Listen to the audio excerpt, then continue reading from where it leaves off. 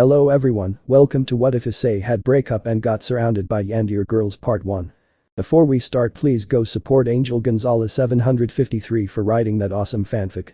This is the translated version I made. There will be some wrong he or she calling here because it's translated, so let me clear this. Issei is a male in this story. Prologue. I do not understand how life can take so many turns. I am an ordinary boy whose life took a 360 turn when I was killed by that fallen angel, and I had to become a demon, beginning to face great challenges, defeating Razor Phoenix in order to save my master. Then battle against the Kakabial Cadre and the White Dragon, and then face the god Loki himself among other great enemies, and finally facing my greatest challenge, Trihexa, where we had to battle against that damn beast, emerging victorious, and where I believed that I could have a happy life, plus my expectations increased when I met Toyomi Akeni. She was a very different girl from the ones I had met at first. It was hard for me to approach her. I even talked to Rias and the other girls, where I clarified my feelings towards them. Since I only felt a deep friendship for them, they understood, in addition to supporting me and giving me advice to be able to be with Toyomi, until finally we became a couple, making me one of the luckiest boys in this world. But now life has taken another turn for me, since in front of me, I see the girl I loved so much kissing another boy. Issei. Akeni. Why? He spoke with a broken voice. Akeni. Issei, she said coldly, looking away from the boy. Issei. Why did you do this to me? He said sadly, holding back the urge to cry. So this is the loser you were hanging out with. Now it doesn't seem like a big deal, said an albino boy looking at the brown-haired boy with arrogance. Akeni. Issei, the truth is that I was never happy with you. The truth is that I feel that you are not much of a man, said the girl without looking at the boy's face. Come on, darling, let's go to my house and have fun, he said as he took the girl and they started walking, leaving the brown-haired boy alone. Greg. Issei, I speak in the brown-haired boy's head. The brown-haired boy didn't answer and began to run as tears came out of his face as he clenched his fists tightly, while the partner inside him only felt sadness for his partner and a great hatred for the hitch who had hurt him. Meanwhile, very close to where the brown-haired boy was running, we can see two boys, a black-haired one and an albino one, in a car while they waited for the traffic light to change. Come on, Mike, why the hell did you buy these flowers? Said the black-haired man looking at the albino boy. Mike. Well, Gustav, I've already told you that I really like flowers, said the boy while carrying a flower pot. Gustav. You know you'll never get a girl like that, said the black-haired man amused. Mike. I've already told you, I'm not interested in having a girlfriend. Studies come first, and you're also single, he said angrily. Gustav. Ouch, that was low, but he didn't find the right girl, not like Issei. He is a lucky boy, he said funny. Mike. I'm happy for him. It's obvious that he loves Akani very much. He's moving forward and he's already in green, he said calmly. The black-haired man obeyed, starting to move forward, but stopped suddenly because a brown-haired boy jumped in front of the car, causing him to brake. Gustav. Hey stupid, look, I almost ran you over. Issei, are you okay, said the boy as they both got out of the car. Mike. Hey Issei, are you okay, he said, worried to see the brown-haired boy in that state. Issei. I just want to be alone, he said without further ado, standing up running, leaving the two boys confused. Mike. But what happened to him, he said confused. Gustav. I don't know, but he's not well. While the boys were thinking what had happened to the brown-haired boy, he finished his long journey, arriving at his house, suddenly entering, leaving the Grimoires who were in the living room confused, preventing them from speaking as the brown-haired boy entered at full speed, going up the stairs and locking himself in his room. Asia. What happened to Issei-san? She said, worried about the brown-haired boy. Akeno. I don't know, but I could see that she was crying, she said, distressed. Rias. I'll go see what's wrong, she said worriedly as she started to climb the stairs. Issei. Because why this had to happen to me, because he cried angrily while sitting at the door of his room. Greg. Buddy, please calm down, she doesn't deserve your tears, he said sadly. Issei. But Dreg, I loved her, he said with pain. Greg. Yes, but she never deserved your love if she traded you for an arrogant imbecile, he said with some anger. Rias. She changed Issei for another one, she said in shock. Iridid, still in disbelief but with a strong pain in her chest after what she had just heard, left the door and returned to the living room where the girls worried about her and the brunette when they saw the girl's condition. Akeno. Rias, what happened to Issei, she said alarmed. Rias. That hit, she said with some anger. Irina. Fox, what fox, she said confused. Rias. That hitch replaced Issei, she said angrily. Zenobia. But you, what are you talking about? She said without understanding. Rias. That hitch Toyomi was unfaithful to Issei, that damn thing changed Issei for another, she said with anger and sadness. Ross. How is it possible? Issei is someone kind, noble and loving, how can there be someone so stupid to do that to Issei, he said angrily. Rias. I don't know, I just don't know, she said angrily. Kaneko. And what are we going to do but you, she said doubtfully. Rias. It would be best to let Issei vent and tomorrow we will talk to him, she said a little calmer. Bakeno. Yes, I think he wants to be alone, she said sadly for the brown hair. Rias. Okay girls, I'm going to my room.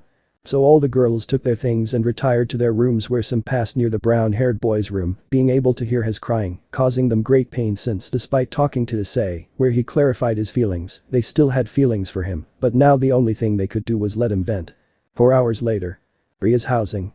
We can see the Redid asleep in her bed, but she seemed to be having a nightmare as she was frantically moving from side to side while sweating. Ria's. Issei, the Redid spoke in her mind while listening to the brown-haired boys crying. How can you allow your loved one to suffer like that? A voice was heard capturing the Redid's attention. Rias. Who are you, she said confused. Tell me you love him, she said curiously. Rias. I said who are you, she said angrily. I'll tell you my name, but you tell me you love him, she said seriously. Rias. Yes, I love him, she said sadly. If you really love him, why did you let him suffer like that? She said seriously. Rias. He didn't feel the same way about me, so I had to let him follow his heart even when mine was broken into pieces, she said sadly. But look how it ended, poor boy, wouldn't you be willing to see his smile again, his joy and best of all, have his love, the voice said temptingly. Rias. What are you talking about, she said confused. I could help you so you can be with your loved one and that no hitch hurts him again, she said seriously. Rias. Really, she said confused.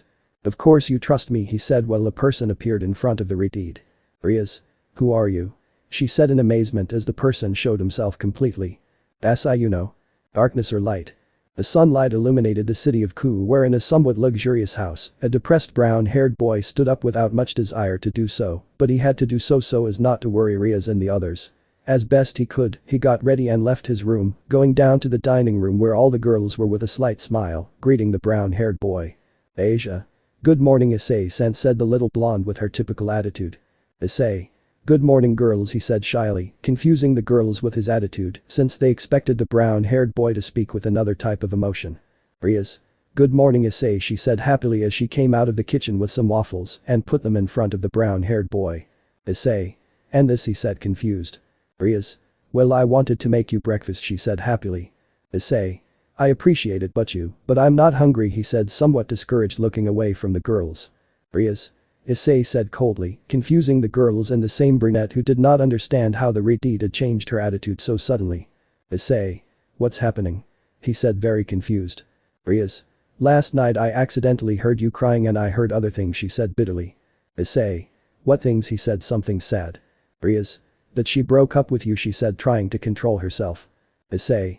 Well, from their faces I know that the others already know it, so I don't have to hide it, he said dejectedly standing up and leaving the house. Irina. Issei, wait, she said worriedly. Bakeno.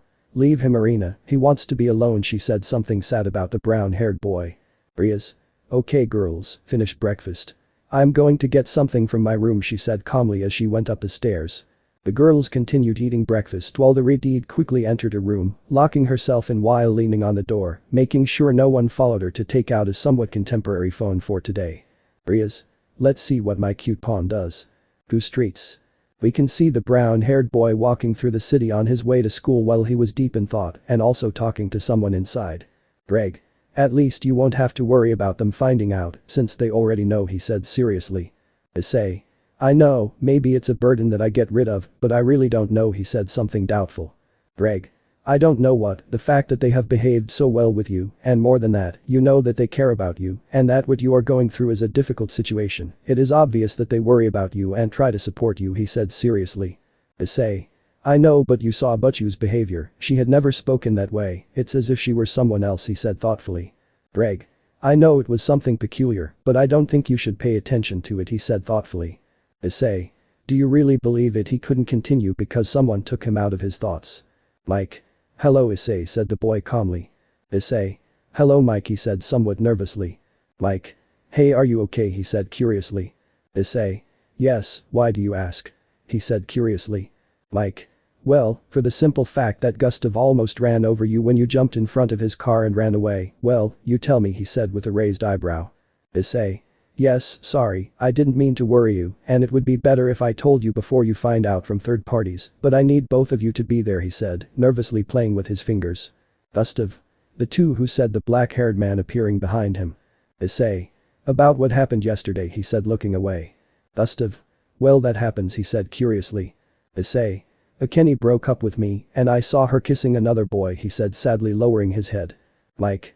I can't believe it, but they look so happy, and you also tried hard every day to be a good boyfriend, he said incredulously.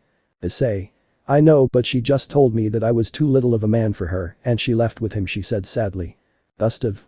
In my opinion, she's a hitch, and he couldn't continue because Issei grabbed him by the neck angrily. Issei. Don't call her that again, he said angrily. Gustav. And why not? She was a dam who traded you for someone else so easily, and yet you still defend her. You're an idiot because someone like her doesn't deserve you. You deserve someone who loves you with the same passion as you, he said seriously, while looking directly at the brown-haired boy who let go of him. Issei. I'm sorry, he said, looking away. Gustav. Calm down, let's go to class. So the three of them began to walk to take their classes, where the day went by normally, except for the fact that some students seemed confused by the actions of the brown-haired boy, who once held the title of the perverted beast, now seemed like a lifeless being, and the most worried were the trio from the church, but the most affected was Irina, who couldn't stand to see her friend like that. Irina. I can't watch him like this anymore, she said, on the verge of tears as she leaned her head on the bathroom sink. You have to be strong, said a voice. Irina.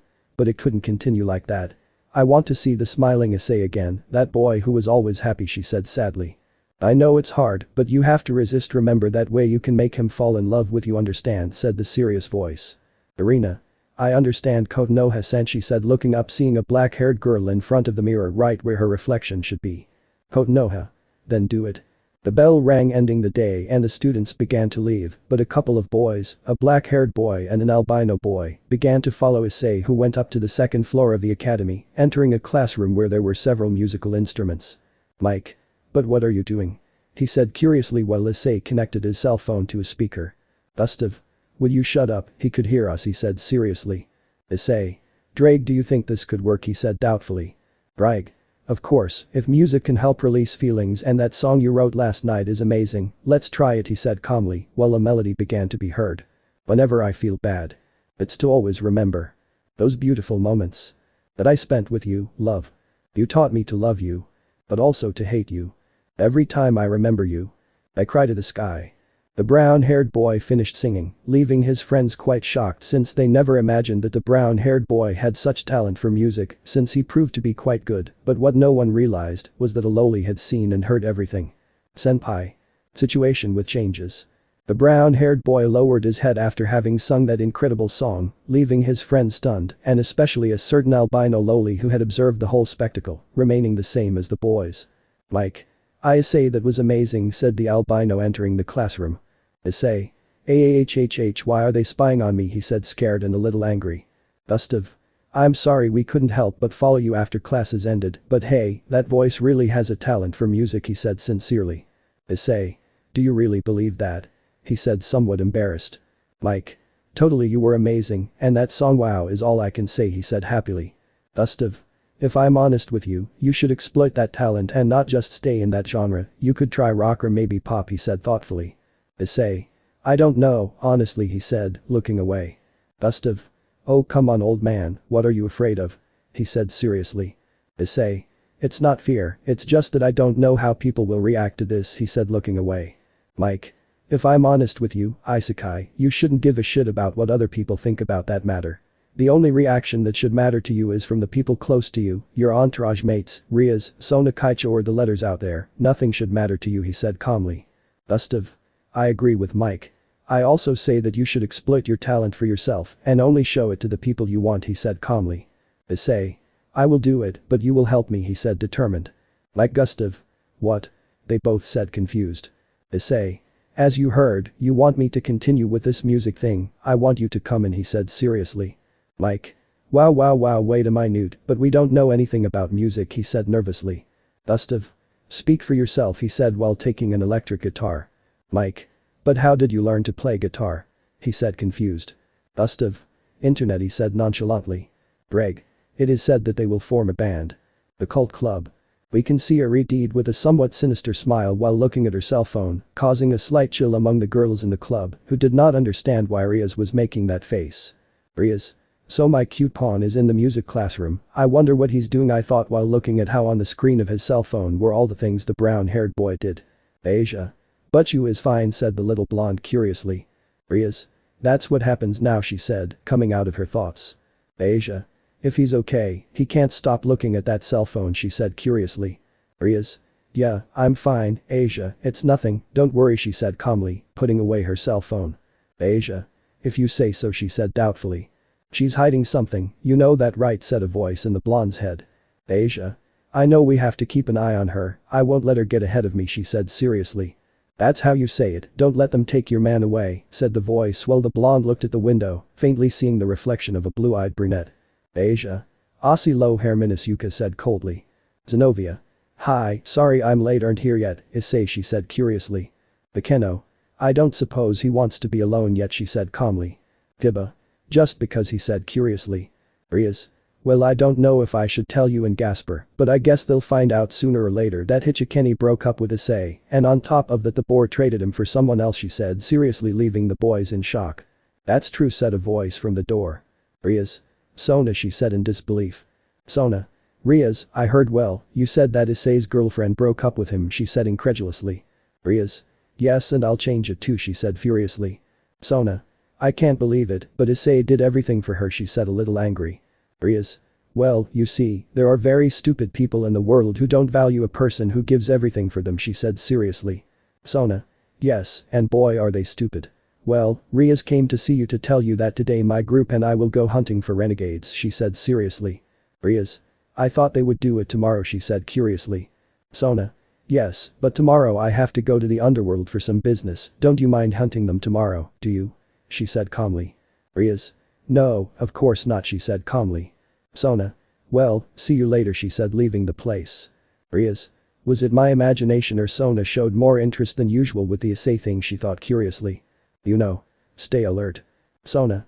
Issei is single now, I can confess my feelings to him. Ku streets. In the cold and lonely streets of Ku we can see Kaneko somewhat confused but at the same time happy after witnessing the brown-haired boy singing and knowing that he could exploit his talent more, but there were things that did not let her think clearly. Why so confused, said a voice catching her attention. Kaneko. Senpia looked so sad when she was singing, and it's all because of that hitch, I speak angrily. I know, but sometimes to learn to love you have to suffer, said the voice, making the loli's head turn downwards, seeing a puddle where an albino girl was reflected with disturbing red eyes, but the strange thing is that the tips of her hair were vipers. Kaneko. But what should I do, Nadeko-sama, she said distressed. Calm down, you must calm down now, he must heal his heart, and when he is ready to open his heart, you will be there to make him happy, and we will finish off anyone who gets in our way, because now you are a kitten, she said maliciously. Kaneko. With poisonous fangs. Dimensional gap. We can see a huge red dragon in front of a little gothic loli with a sad look. Gr. Let's see why the hell you don't just go and talk to him, he said seriously looking at the loli. The office. Because he loves another, she said sadly. Gr. Yes, Tannen told me that he had fallen in love with a human, he said seriously. The office. You see, he loves her, she said sadly. Gr. Well, you forget that he is a dragon, and dragons can have more than one partner, he said seriously. The office. You're right, maybe I have a chance, he said hopes. Gr. Well, you have nothing to lose by trying, he said calmly. The office. Well, that's what I'll do, he said as he left at full speed. Digi, with my help you will be the only partner of your beloved. Events. The brown-haired boy walked to school again on a new day, this time feeling a little calmer after what happened with that girl he had in his heart, since now he had in mind the band project, along with his friends who this time accompanied him. Mike. And have you already thought of a name for the group and the music we are going to play? He said curiously. Gustav. Hey, slow down, speedster, have you already learned to play an instrument? He said curiously. Mike. Well, not exactly the drums, but Azaz'll also help me by creating a bracelet that will allow you to play any instrument, he said happily. Issei. Wow, that's surprising, but how did you get his help, he said curious. Mike. He owed me a favor, he said looking away. Issei. Because I feel like there's something else you're not telling us, he said with a raised eyebrow. Gustav. Whatever, regarding the genre, why don't we try something like rock or metal, he said thoughtfully. Mike. You're serious, but that genre is somewhat violent, he said doubtfully. Gustav. Oh come on Mike, Michael is not going to get mad because you play music like rock, he said seriously. Mike. I don't know, Dad tends to be a bit unpredictable about those things, he said nervously. Issei. We'll see that later, now let's pay attention, he said calmly as they sat down while Ross entered the room. Ross. Good morning guys, I know it's sudden since the school year has only started a few months ago, but today we'll have a new classmate, she said calmly as everyone turned their heads to the door, revealing a black-haired girl with a hat and brown eyes. The students watched as the girl took the marker from Ross's desk and began to write something on the blackboard, confusing everyone a little except the teacher. When she finished, she turned around and left while everyone read what she had written. Hello, my name is Tachibana Kukuri, I hope we get along well. Murayama. She thinks she's so important that she doesn't talk, she said mockingly, causing a couple of girls to laugh, but the brunette only limited herself to taking out a notebook showing a sheet with something written on it. Kukuri. I'm Yuta. After seeing that the room fell silent while some people looked somewhat annoyed at Murayama and her friends. Ross. I see that you already realized that she was bored with that little problem, right? So I want you to treat her as your equal, despite a condition. She has never wanted to be treated with special treatment. You understand, young Bizarius. Would you do me a favor and show Tachibana around the school during recess? Said the serious Valkyrie looking at Gustav, who was busy with his cell phone. Gustav. Ah. Yes no problem, he said nervously, seeing Ross's upset face. Ross.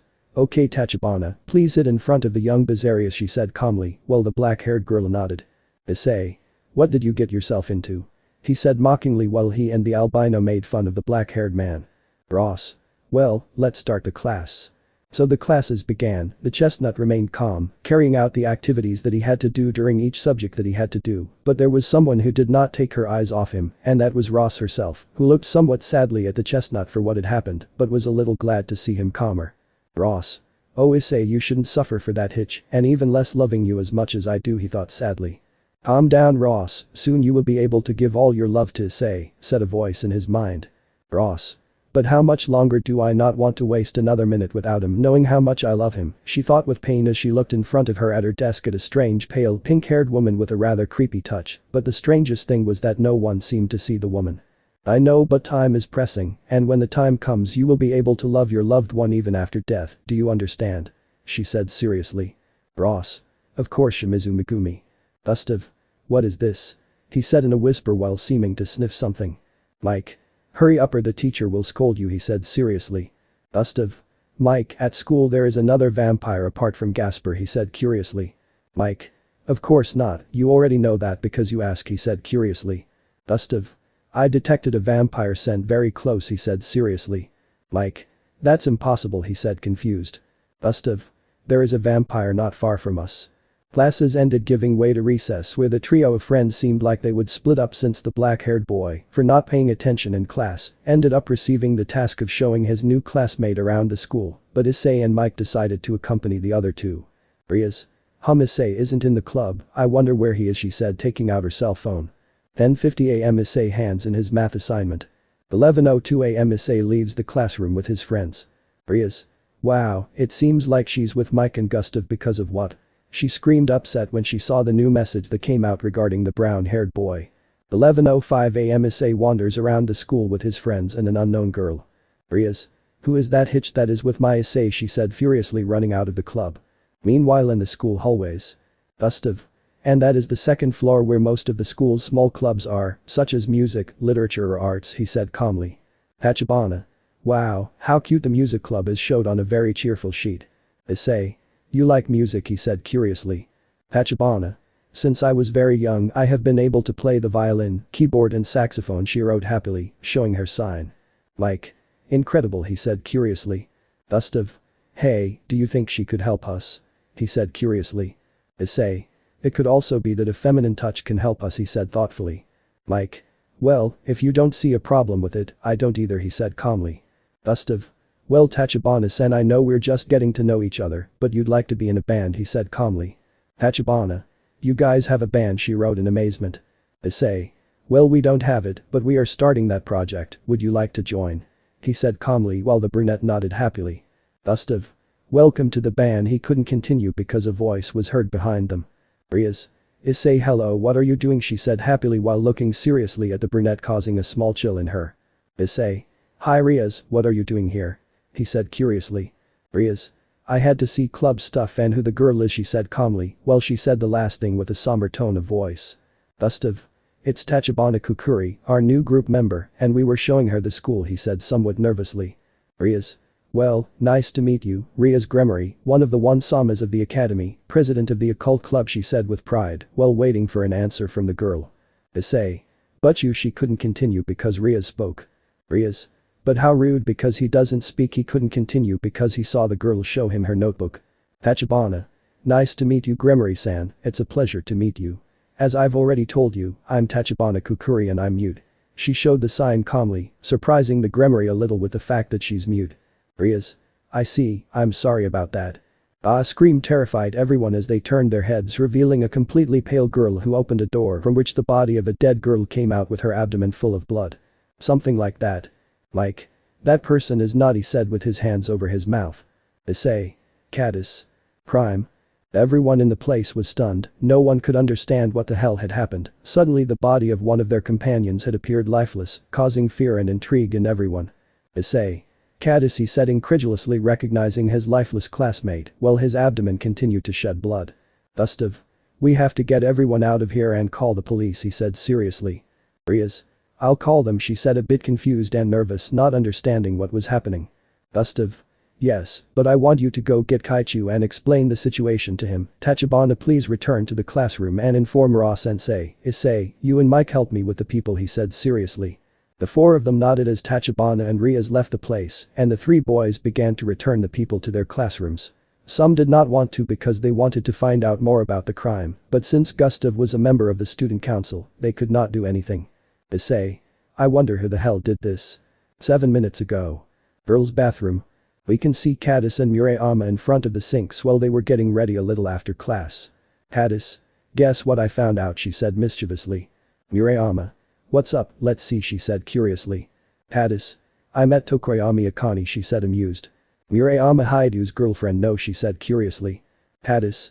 No, she's not anymore. She told me that she broke up and introduced me to her new boyfriend, who to tell the truth is a man, not like the loser Hyoudou, I speak amused.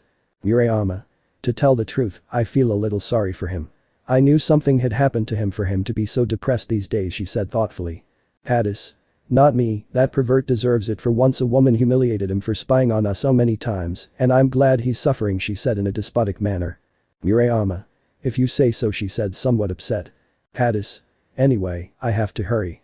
I left some things at the craft club, she said seriously. Murayama. Well, hurry up, she said as they both left without realizing that someone had heard their conversation. Ravel. Damn Hitch, how can she be happy about what happened to my dear Issei, he said with a twitch in his eye. Calm down, I know your blood is boiling, but you have to calm down, said a voice in her mind. Ravel. I can't do it, that damn girl deserves to pay for talking like that to Issei-kun, she said angrily, opening the bathroom door and looking at the sink mirror, revealing a girl with black hair and blue eyes. Tell me what you want to do then, she said seriously. Ravel. Kill her, he said coldly. Then do it, he said with a macabre smile. Ravel. I appreciate it, Asurigaki.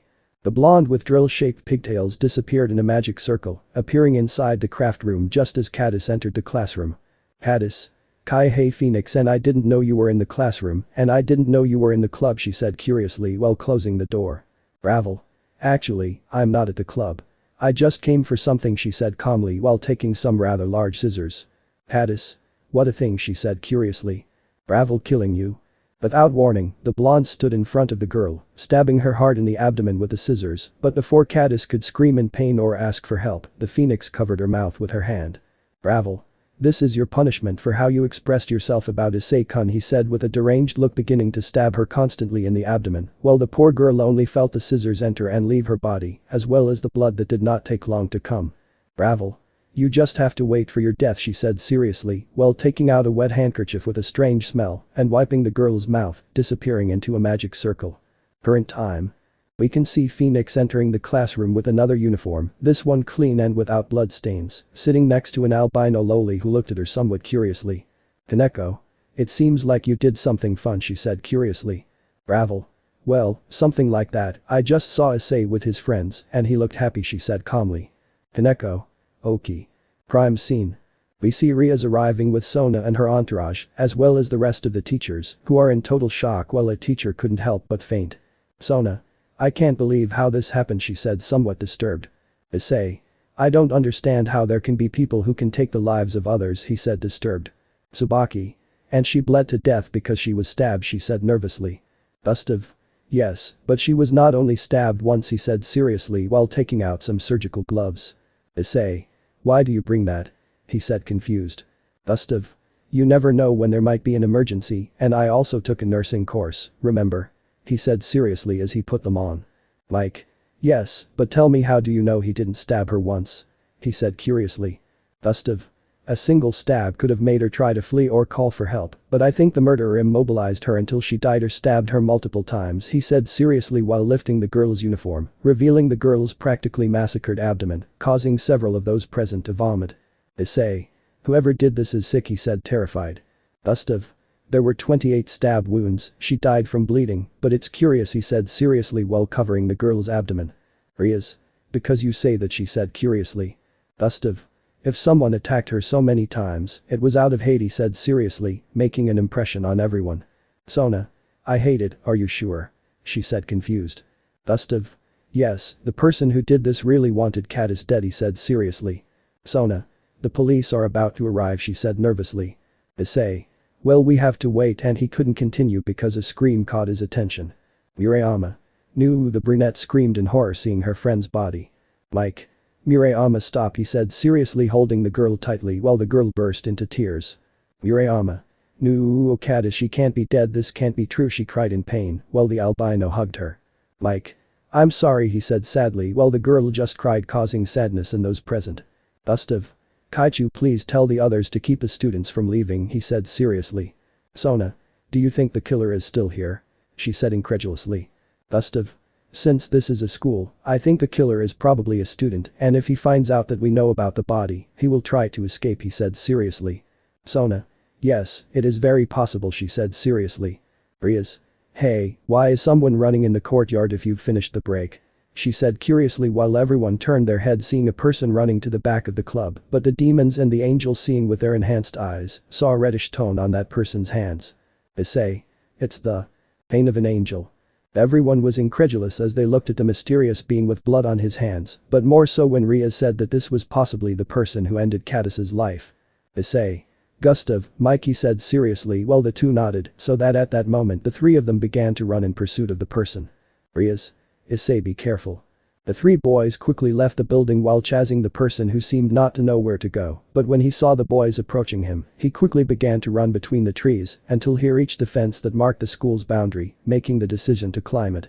Issei. Where do you think you're going? He said seriously as he took it and forcefully dropped it on the floor. Gustav. Don't move, he said seriously while he put his knee on his back, preventing him from getting up. Mike. Who are you? He said, removing a hood that covered his face. I didn't do anything, I swear, said a blue-haired boy in Ku's uniform, somewhat alarmed. Issei. Who are you, he said seriously. My name is Kishida Takam, I'm 2 years old, he said nervously. Gustav. And tell me what you were doing outside of class and with your hands covered in what appears to be blood, he said seriously. Kishida. I didn't do anything, I swear, he said nervously. Mike. Nobody is accusing you of anything, my friend asked you a question, he said seriously. Kishida. He spoke a little nervously. Issei. Let's see what this is, he said while opening the backpack that the boy was carrying, dropping several knives of different types, but the one that caught the most attention was a not very large one that was full of blood. Gustav. And what are your kitchen utensils or what? He said seriously, putting pressure on the boy's back. Kishida. Oh, okay, I'll talk, he said scared. Issei. We heard you, he said seriously. Kishida. I help in the cafeteria, my aunt is one of the cooks, I help cutting the meat and I got my hands covered in blood and I saw that the break ended suddenly, so I ran to wash my hands, but at that moment you all started chasing me, he said scared. Issei. So if that's true, why did you run away from us? Haven't you heard the saying, he who owes nothing fears nothing, he said seriously. Kishida. I know, boo, but the one above me I know is a member of the student council, and I have had some reports, and Citri Kaichu threatened me that one more report and they would suspend me, that would affect my academic record, and I am on a scholarship, he said nervously and scared. Gustav. Don't move, he said seriously while the three boys moved away a little to talk. Issei. What do you think? He said curiously. Mike. He doesn't lie, he tells the truth, said the angel thoughtfully. Gustav. If he is telling the truth, the blood on his knife is from beef, he said seriously while smelling the knife with blood. Issei. Then we continue as in the beginning, he said tired. Gustav. Hey, you can go but clean your hands and the knife, he said seriously. Ishida thank you, what's up with being outside at inappropriate hours without a permit? He said nervously while picking up his things. Gustav. I'll let you pass this time, but respect the rules from now on, he said seriously while the boy nodded and left the place in a hurry. Issei. Let's go back to the others. The three boys returned to the scene of the flat where they found that the police were already cordoning off the area while they asked questions to the principal, who was quite confused. There he is. They arrested him, he was the one who killed Kadish, she said nervously while everyone looked at them, especially Murayama, who wanted to find her friend's killer with everything. Issei. He wasn't just a scared student for not realizing that the break was over, he said calmly. Police. Okay, guys, now we ask you to let us do our job. You go to your classroom, said the man as the three boys, the brunette and the redhead, left, leaving Sona alone and the teachers with the officers. Issei. This is unheard of, I never thought this could happen, he said nervously. Like. I know death is always a terrible thing, especially when it doesn't happen due to natural causes, he said sadly. Gustav. The only thing I hope is that they find the poor guy who did this and that he answers for why he did it, he said seriously. Issei. Let's hope it soon. 5 hours later. The students of the academy were able to leave the school up to 2 hours after their usual schedule because a large number of officers interrogated them to try to find the culprit of the murder, but they did not achieve anything, assuming that he or she had already left. But now we will focus on a certain priestess of lightning who was sitting in the same fountain where Issei died at the hands of Rainer. Bekeno. Poor Kadish, she said thoughtfully. Yes, poor girl, but look on the bright side, one less girl in the Issei classroom means less competition, said a voice that only the brunette could hear. Bekeno. I know, but I still feel sorry for her, even though it's weird to think that someone like her would come to love Issei, she said curiously. You said it yourself, Issei, with enough time he would be able to make anyone fall in love with him, the voice said seriously. Bekeno. Sonazaki Shion-sama is right, she said calmly as she turned around looking at her reflection in the water of the fountain, but instead of her there was a green-haired girl with a ribbon on her head. Shion. Good, because we are going to play. Who streets?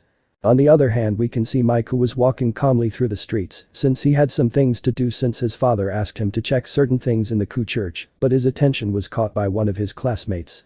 Mike. It's Kiryu, it's my chance to ask her out, he said somewhat blushing, but his blush disappeared when he saw a slightly older boy approaching the girl. Hello beautiful, said the boy, giving her a kiss causing pain in the boy. Kiryu. Hi Tom, she said with a face of love that made her look somewhat stupid. Tom. Tell me, that weakling is still trying to get you, he said, amused. Kiryu. If that idiot Mike thinks that I don't realize that he likes me, just by looking at him you can tell that he's a loser, a simple nobody, not like you, a grown man, she said amused. Mike. So I'm a nobody, he said dejectedly, hiding in an alley while his 10 wings appeared and a couple of them began to turn black. Ring ring. Acme brand sound effects. Mike.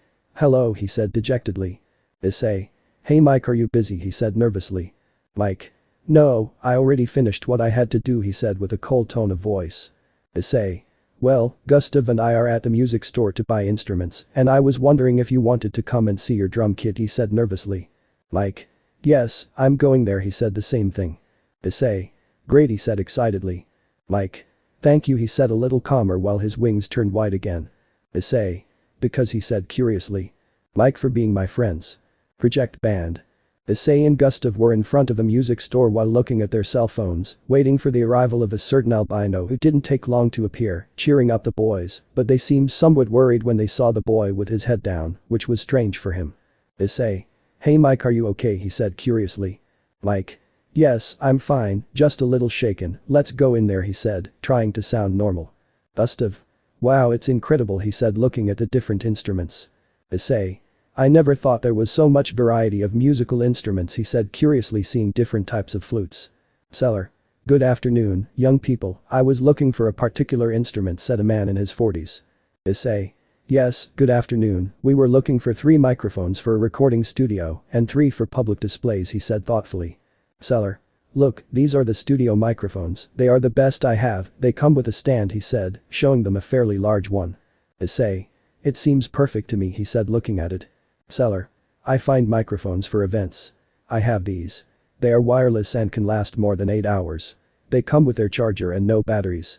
Plus, if you buy 4, I'll give you a 50% discount on their stage stands, he said calmly.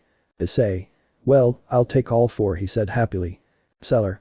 Perfect, but could you tell me why you want all this? He said curiously. Issei. We want to form a band and we need the whole team, don't you think? He said calmly. Seller. I see, but I can make an observation, said the curious man. Issei. Sure, he said calmly. Seller. If you plan to make a band with songs like rock metal or with upbeat music, wouldn't it be better to use headset microphones? I say this because it seems that you could be a band with very dynamic music, and the truth is that this type of music draws more attention when the guitarists and even the vocalist himself move around the stage, he said calmly, while taking out 3 boxes with the headset microphones. Gustav. They look very modern, he said curiously. Seller. They are the best on the market, bands like AC/DC use them, he said calmly. Issei. I'll take them too, he said calmly. Seller. Perfect, I'll go get the rest. If you have anything else you need, call me, he said as he entered a back door. Issei. And they already looked for their instruments, he said curiously. Like. I want that one, he said, pointing to a rather large bright blue battery. Issei. Powerful, I like it, he said happily. Gustav. I found mine, he said taking a black guitar. Issei. Perfect, then I'll take this one, he said calmly while taking a white one. Gustav. And how will we share the expenses? He said calmly. Issei. What the hell are you talking about? I'll pay for everything, he said calmly. Like. Of course not, we will pay too, said the black-haired man, also serious. Issei. No, of course not. I'll do it. Besides, the project came from me and I want to be the one who buys everything, but I won't argue. I'll pay. Then you two will do the math and talk about whether you'll pay me or not. He said calmly while the 2 boys nodded in resignation. Gustav. What do you think of this keyboard? He said curiously, pointing to a modern red one. Issei. Not for Tachibana, he said curiously and mischievously at the same time. Gustav. I'm just saying this because we don't have one, and since we don't know what music we'll play, we might have to use it one day, and I don't want you to imply anything, he said seriously, looking away. Issei. I didn't mean anything, but you're right. We'll also bring a saxophone and a violin, he said calmly, taking both instruments. Seller.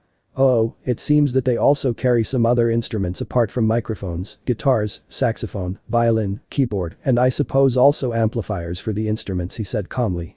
Issei. Right, we want that drum kit, he said calmly pointing at the drum kit that Mike chose.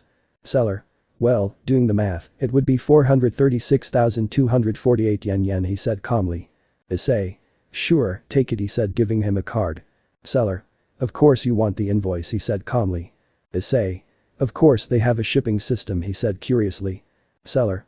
Of course we send all your products without a scratch, he said kindly. Issei.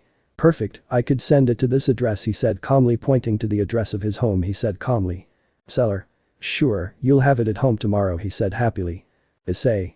Thanks, see you later, he said leaving the place with his friends. Salesman. Those kids will achieve great things. Issei.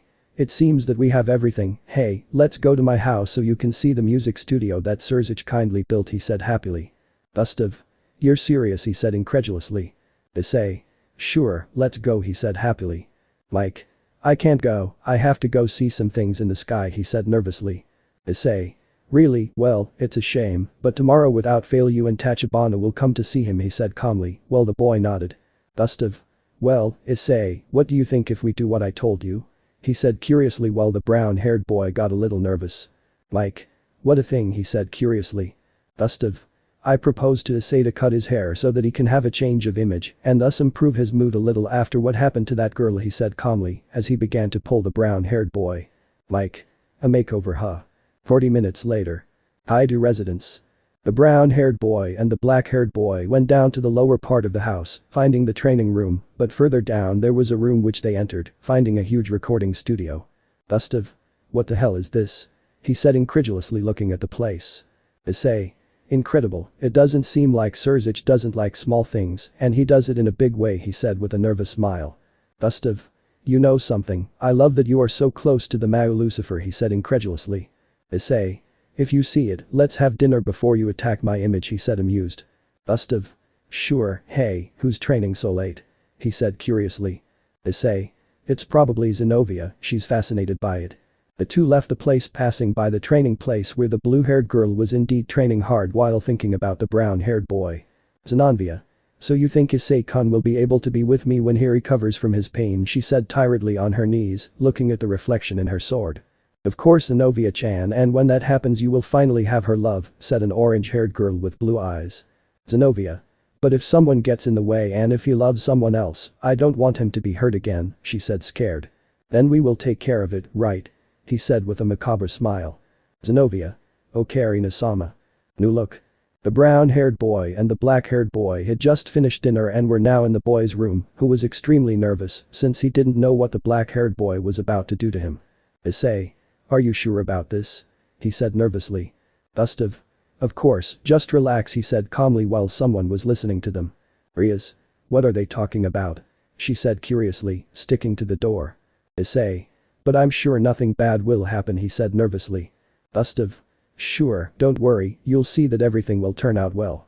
I know it's your first time, but you'll see that you like it in the end, he said calmly. Rias. What's happening? No, it can't be. Did Issei suffer so much because of that hitch that he ended up turning gay, and even worse, he's about to have relations with his friend, she thought terrified. Issei. It's okay, just do it quickly but carefully, he said nervously, waving at the reed. Gustav. You are a coward, you will see that when I finish your appearance will be different and you will look great, he said calmly, leaving the reed confused. Greg. Calm down, buddy, you'll see that this can help you a lot with your self-esteem. Besides, you already had to change the same hairstyle for more than 2 years. It was time to show something new. And with the changes that your body is undergoing, now that I turned it into a dragon, you look spectacular, said the dragon proudly. Issei. I think you're right, sometimes change is good, but I'll cut your hair too, he said seriously. Rias. Phew, thank goodness they only talked about hair, she said with relief, walking to her room. Gustav. You're crazy to touch this hair that I've taken care of for years, he said amused. Issei. No, now you get upset, he said amused. Gustav. You're going to hurt me, but it's okay, I accept. The next day. We can see how all the girls arrived at the dining room while they were preparing for breakfast. They just had to wait for the brown-haired boy who had not come down, but his doubt was answered when he saw how there was a note from the brown-haired boy on the table. Girls, Gustav and I went ahead to the academy. We had something to do. Don't worry. We already had breakfast. See you there. At. Issei. Bakeno. Don't you think that Issei is very strange? He spends all day with his friend, she said curiously. Rias. Don't worry Akeno, you'll see that when you see Issei you'll get a big surprise, she said excitedly, just thinking about seeing the brown-haired boy with his new appearance. Zenobia. But you know something that we don't, she said while all the girls looked at her while she had an amused smile. Rias. Let's say I heard something interesting yesterday. Who streets? We can see the two boys searching for something or someone as they looked everywhere without finding what they were looking for. Gustav. I'm sure Mike would see us here, he said curiously. Issei. If he said he would see us here, it's strange, he is always very punctual, he said curiously, looking at his cell phone. Mike. Hey guys, sorry for the delay, he said while the two looked at the boy. Issei. You're talking to us, he said curiously, looking at the albino boy. Mike. Guys, what's wrong with you? Don't you recognize me? I'm Mike, he said, amused. Issei. Gustav. What, Mike? They shouted in disbelief. Gustav. Boo, what the heck happened to you? Where are your glasses? He said incredulously while imagining the albino's old and current appearance. Mike. Yes, it is a little surprising, right? Since you said you would get a makeover, I thought I could do one too, but you guys don't look bad either, said the boy, looking at the boy's new appearances in detail. Issei. I told you that your new image looks great, he said, looking at the black-haired man. Gustav. Whatever you say, but tell me why you wanted to change your image, he said curiously, while the boy lowered his head a little. Mike. Well, I hadn't told you, but I had feelings for Kiryu, and yesterday I had the opportunity to confess my feelings to her, but I saw her kissing another boy, and I heard that she knew that I had feelings for her, but I was too little of a man for her, he said sadly. Issei. I never imagined that you had fallen in love, much less with someone like her, but that doesn't matter now that I'm raising my head and we'll try to move forward, okay? He said happily. Mike. You're right, he said with encouragement. Gustav. Well, now the three of us have suffered for love, he said calmly. Issei. Wait, what are you three like when? He said curiously as the three of them walked to school. Gustav. In high school a girl made fun of me, she just played with me and humiliated me in front of the whole school. I was devastated and even tried to take my life, but my father stopped me by confessing to me what it was, and he also told me something to help me overcome the pain, he said calmly. Mike. What a thing, he said curiously. Gustav. Love will give us tests with which we will suffer, so that when we find the true one we will value it, since that person could also suffer like us. Their academy. The girls from the Gremory clan were talking with the Citri clan while the students arrived, and there were also police watching the area because of what happened with Caddis. Riaz. So they haven't heard anything about the murder, she said curiously. Sona. The investigations will not continue all week, she said thoughtfully. Ravel. I wonder who could have done this to Caddis, and she said thoughtfully while in her mind she was dying of laughter. Student X.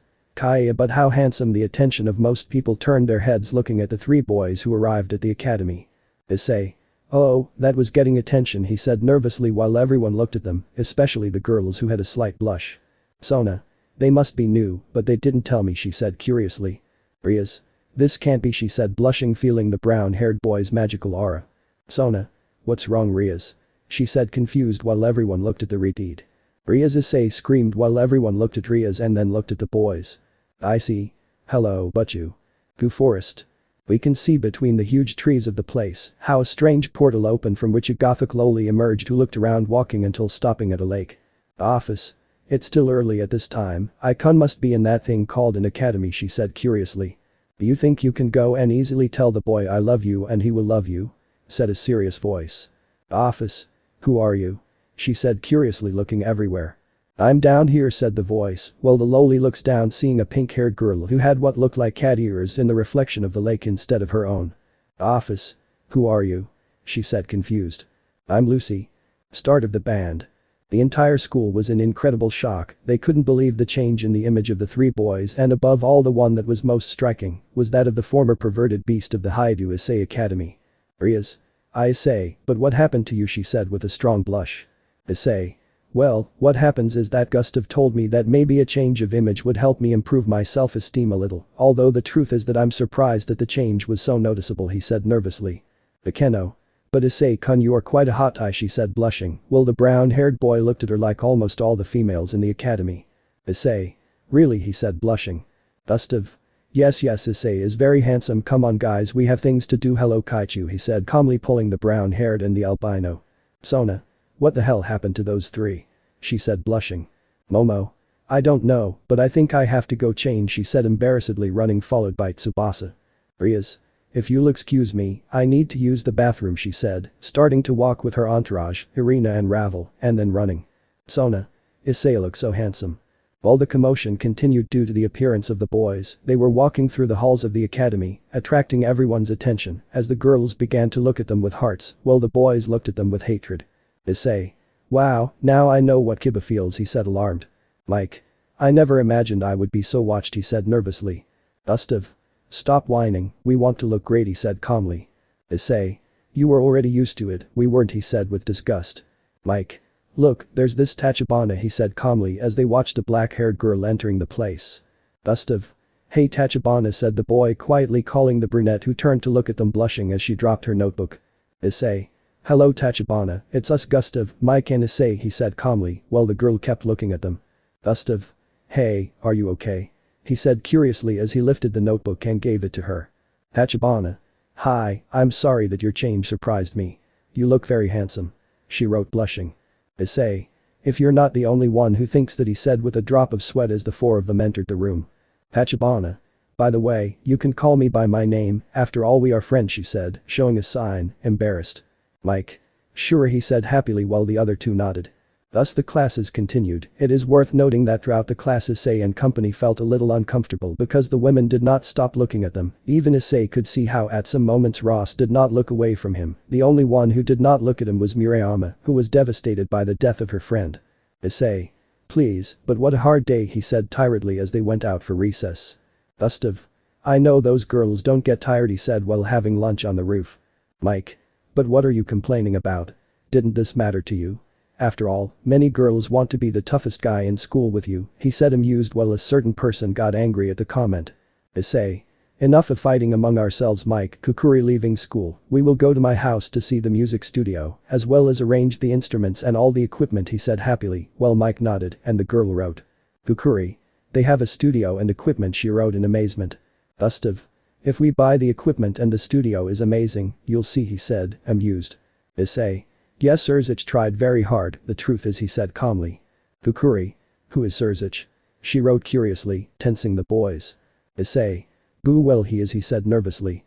Gustav. He is the older brother of Ria's Gremory, the girl you met yesterday. He loves Issei as if he were his brother he said somewhat calmly, seeing how the girl understood. Issei. Time to prove how good we are. 3 hours later. Pooh Park. We can see Kiba walking calmly through the place while reviewing a book, but his path was interrupted by a green-haired girl who looked desperate. Hello Kiba-kun she said nervously. Kiba. What are you doing here Jessica? He said seriously and somewhat angry. Jessica. I needed to see you she said nervously. Kiba. I already told you that our relationship was a mistake he said angrily. Jessica.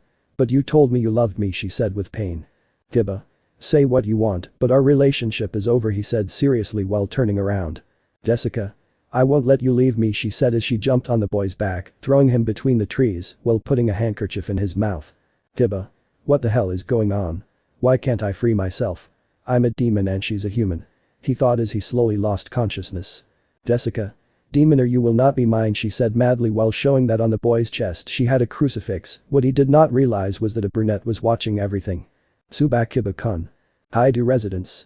We can see the 4 of them arriving at the brown-haired boy's home, surprising the girl who did not hesitate for a second to write in her notebook if Issei was rich, but he limited himself to nodding a bit uncomfortable since he could not tell her the truth, but now they were in the music studio. Mike. But what kind of madness is this? He said incredulously looking at the studio. Issei. What do you think? Do you like it? He said nervously. Kukuri. This is amazing she wrote totally fascinated. Issei. By the way, Kukuri-san, since you didn't join us yesterday for the instruments, we took the liberty of buying these 3 since, according to what you told us, they are the ones you know how to play he said calmly, while pointing at the keyboard, saxophone and violin. Mike. Besides, Gustav chose the keyboard just for you he said happily, making the black-haired boy blush. Gustav. Yeah, well, I just wanted you to feel like you were part of the group and it wasn't fair that we all had new instruments he said nervously. Kukuri. Thank you she wrote while tears came out of her face. Gustav. Hey, but don't cry he said alarmed, but before continuing the girl showed another sign. Kukuri. No one has ever been so considerate towards me showing the poster while wiping away tears, causing a strange feeling to the boys. Issei. You said it, we're friends now he said happily, while the 3 smiled at the black-haired girl. Mike. We didn't come here to make music he said happily. Gustav. You're right he said cheerfully, while the now happier brunette nodded. Issei. It's good that you say it. Here I have the song and the sheet music for each one he said happily giving them the sheets. Mike. But when did you do this he said curiously. Issei. I started working yesterday and a friend helped me he said amused while the 2 boys understood which friend he was referring to. Gustav. Let's see how it sounds he said as he and the brown-haired man moved some things in the recording booth and proceeded to enter with the black-haired girl and the albino who were already at their instruments. Mike. Come on, I'm ready. I have the bracelet that's half a joke sorry, my lucky bracelet he said nervously. Issei. Okay, everyone ready he said while the 4 of them put on some headphones. Issei voice guitar. Gustav guitar chorus. Mike drums chorus. Kukuri keyboard. Shot through the heart. And you're to blame. Darling, you give love a bad name. An angel's smile is what you sell. You promise me heaven, then put me through hell. Chains of love got a hold on me. When passion's a prison, you can't break free. You're a loaded gun. There's nowhere to run. No one can save me. The damage is done. I play my part. And you play your game. You give love a bad name bad name. You give love. You give love bad name. You give love. You give love bad name. You give love. You give love bad name. You give love. You give love bad name. Issei. That was. Ria's incredible. The crazy love. The boys remained static while on the other side of the glass, they could see the Redeed's entourage and the same one who had obviously witnessed the boys' song, but what surprised them was seeing how excited all the girls looked. Issei Ria's Kai girls how long have you been there he said nervously. Ria's. Enough, that was spectacular, I didn't know they played so well, and your Issei, your voice is incredible she said still excited. Issei. Well, it was a small project that we had in mind, and the truth is that I don't know if it could bear fruit he said sadly. Irina. Of course it will bear fruit, it's amazing Issei where you learned to play the guitar she said with stars in her eyes. Issei. Well, I took a couple of classes in middle school, but when I moved on to high school, I put it aside to dedicate myself to perverted things, but with what happened recently Drake and the boys convinced me to exploit my musical talent a little, and it was a matter of playing again and realizing that I can still do it. It's like riding a bike you never forget, he said calmly. Riaz. Well, if they take this project seriously, they could go very far, really, she said happily as the boys left the cabin. Issei. I'm glad to know that you like it, he said a little blushing, exciting the girls when they saw him. Zenobia. But Issei, the lyrics of that song were for her, right? She said with a certain touch of disgust. Issei. If Drake thinks that by expressing my pain in song lyrics he could help me, he said a little excited. Like. I think the same, it's like therapy to get her out of your mind, he said calmly. Riaz. Well, how about an appetizer? She said happily while the four of them nodded. The Keno. Then let's go to the living room. Forests outside Ku. We can see Kiba inside a cave as he slowly opened his eyes, realizing that he was chained and handcuffed to a stone, while in each of his hands, he had crucifixes tied that weakened him, but in front of him was that strange green-haired girl with a sadistic look. Jessica. I see you woke up, my dear Kiba-kun, said the girl madly. Kiba. Let me go, you crazy woman, he said angrily. Jessica. Now I'm crazy, right? But what about a couple of months ago you said that you loved me, that I was the person you wanted most in this world? She said angrily while tearing off the blonde shirt. Tsubaki. Kiba told him that he spoke very quietly while looking at everything in the distance. Kiba. I already told you, our relationship is over, now free me, he said angrily. Jessica. I won't do it, you and I are soulmates, she said madly while stabbing the blonde in the abdomen with a dagger. Kiba, you miserable girl, you will regret it, he said with pain. Jessica. Because you don't understand, I'm doing this so we can be happy like 2 weeks ago when you made me your wife, she said sadly, while Tsubaki opened her eyes in horror. Tsubaki. No, this can't be true, Kiba couldn't have done it, she said in shock as tears came out of her eyes. Kiba. Happy, hahaha, don't make me laugh, I never loved you, I just wanted to know how to have a relationship, but you never mattered to me, you understand, you mean nothing to me, nothing, he said angrily. Jessica. Don't lie, you love me, she screamed furiously as she took her weapon and began to stab the boy's abdomen and arms repeatedly, who couldn't do anything but emit sounds of pure pain. Something like that. Kiba. Pa, stop, I feel dizzy, he said as he began to spit blood. Jessica. Now you understand, right? You and I will be together forever, she said happily while cleaning the knife. Kiba. Yes, whatever you say, he said about to faint. Jessica. Perfect, now I will free you so you can ask for help, she couldn't continue because a bullet went through the girl's heart and she fell dead on the spot. Kiba. Tsubaki, he said weakly while looking at the black-haired girl. Tsubaki. Hello Kiba-kun, she said coldly while her hair covered her eyes. Kiba. What good that you are here, Po, please help, he couldn't continue because the black-haired girl spoke. Tsubaki. Because, he said dryly. Kiba. What? He said without understanding. Tsubaki. I loved you, you said that we would both be our first time, she said while tears fell from her face. Kiba. You heard her, she's lying. I love you. I know we made a mistake and I'm sorry, but I'm telling you the truth. I love you and remember, please, we made a promise, you and I, together forever. He said, hoping that Tsubaki would believe him. Tsubaki.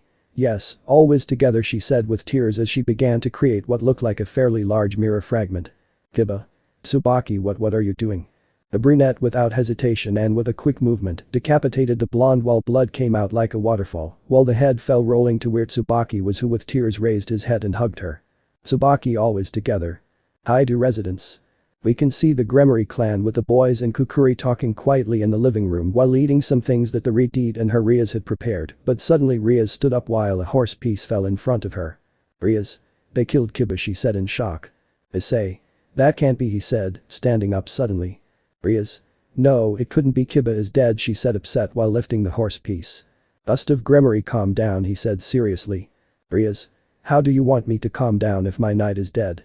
Someone killed him and it was most likely a renegade demon, she screamed furiously, but quickly brought her hands to her mouth, realizing that Kukuri was with them. Like smart Gremory, he said seriously. Issei. Enough, Mike Riaz has already made a mistake and we can't fix it with a simple memory wipe, he said seriously. Zenobia. Why not, she said seriously. Issei. Because she and we are now friends and friends always speak the truth, he said seriously, leaving everyone silent. Riaz. But we must look for his body, she said nervously. Mike. Contact Sona, we need to see what the hell happened and we need all the help we can get, he said seriously while the Redeed nodded nervously. Gustav. Kukuri, you may not understand what is happening, but I promise that we will explain everything to you, he said a little nervously, while the brunette nodded confused. Issei Asia, stay with her Gustav, you will track her down, he said seriously. Gustav? Sure, he said while looking sadly at Kukuri and then suddenly changing his appearance. The brunette was terrified to see the dark-haired boy turn into a werewolf, but her hand was held by Asia, who with a calm look, made her understand that everything was okay, relaxing the girl a little who did not let her see the wolf. Gustav? Come on. Who killed the knight? On a cold night in Ku the rain began to fall, making it difficult for people to see, but not for a certain supernatural group who moved at high speed, while following a werewolf who moved with a Issei. How much longer, he said seriously. Gustav? Not long, the smell gets stronger with every step we take, he said as he entered the forest. Rias. I hope I find the bastard who did this to Kiba, she said angrily. Sona. Damn, Swaki isn't answering me, she said nervously. Mike. Until we clarify what happened, it will be better not to tell her anything, he said seriously, while everyone lowered their heads, since they knew that she loved the blonde too much. Gustav. It's here, he said falling in front of the cave. Kaneko. This place stinks of blood, she said seriously. The supernaturals did not hesitate for a second as they entered the cave, completely stunned and disturbed, as in front of them was Kiba's decapitated body with the wounds that the girl had given him, but what surprised them the most was that near him, there was another body with the organs of the chest and abdomen coming out and scattered on the floor. Momo. Who could have done this? She said on the verge of vomiting. Issei. Kai Kiba, forgive me, he was your friend, and he can't help you, he said as he fell to his knees in front of the body and began to cry. Rias. No, Issei, you are not guilty of anything. The only one to blame is me. He was my servant, he was my responsibility. I am a disgrace as a king, she said with tears. Issei. No, but you are not to blame either, what we must do is find the bastard who did this to Kiba, he said while hugging the Redeed, causing jealousy in the other girls, but a warm feeling to the Redeed. Zenobia. But who is the other victim? She said seeing the body without organs. Sona. We have to do a fairly extensive investigation, and she couldn't continue because a magic circle appeared from which Tsubaki came out. Tsubaki. Sona-san, I'm here for you to call me. She couldn't continue because she saw the body. Sona. Tsubaki couldn't continue because she saw how tears began to fall from the brunette's eyes. Tsubaki. No, he no Kiba, please no, he can't be dead, she screamed destroyed while trying to get closer to the body, but was held by Gustav, who in her current form, the black-haired girl, could do nothing but cry. Sona. Tsubaki, please calm down, she said nervously. Tsubaki. No, I don't want someone to explain to me why Kiba is dead, who killed him, she screamed euphoric. Rias. We still don't know, we just found the body, she said dejectedly. Sona. It's best that you're not here during the investigations, please Ruruko, take her, she said seriously. Tsubaki. Boo, but she said incredulously. Sona. It's an order, she said seriously without looking at her. Tsubaki. As Kaichu orders, she said with her head down, accompanied by the brunette. Sona. Forgive me, but it's for the best, she thought sadly. If you made the best decision, another voice spoke in the Citri's head. Sona. I just hope he can take it in, she thought anxiously. Tsubaki. Hahaha, I can't believe it, they believed everything, she thought amused as she disappeared with the brunette. Issei. Mike, Gustav, Kaneko, let's go, he said seriously. Ross. Issei, where are you going, she said curiously. Issei. Maybe we'll find a clue in the forest, but the longer we wait, the rain will change the atmosphere while walking, he said seriously, starting to run. Like Gustav, Kaneko. Yes, they said in unison as they left with him separating. Issei. Whoever it is, I don't care how strong he is, I will find him and avenge Kiba's death. 4 hours later. Hyoudou residence. We can see the two entourages except for a certain person entering the residence. They looked tired and a little wet due to the weather conditions, although they were surprised to see Asia and Kukuri awake since it was late at night. Issei. Damn, we didn't find anything, he said angrily, hitting a wall. Mike. Calm down, I know you're frustrated that you can't find any clues about who's responsible, but we have to be patient, you'll see that we'll find him, he said optimistically. Issei. I know, and we have to do it, Kiba's death will not go unpunished, he said seriously.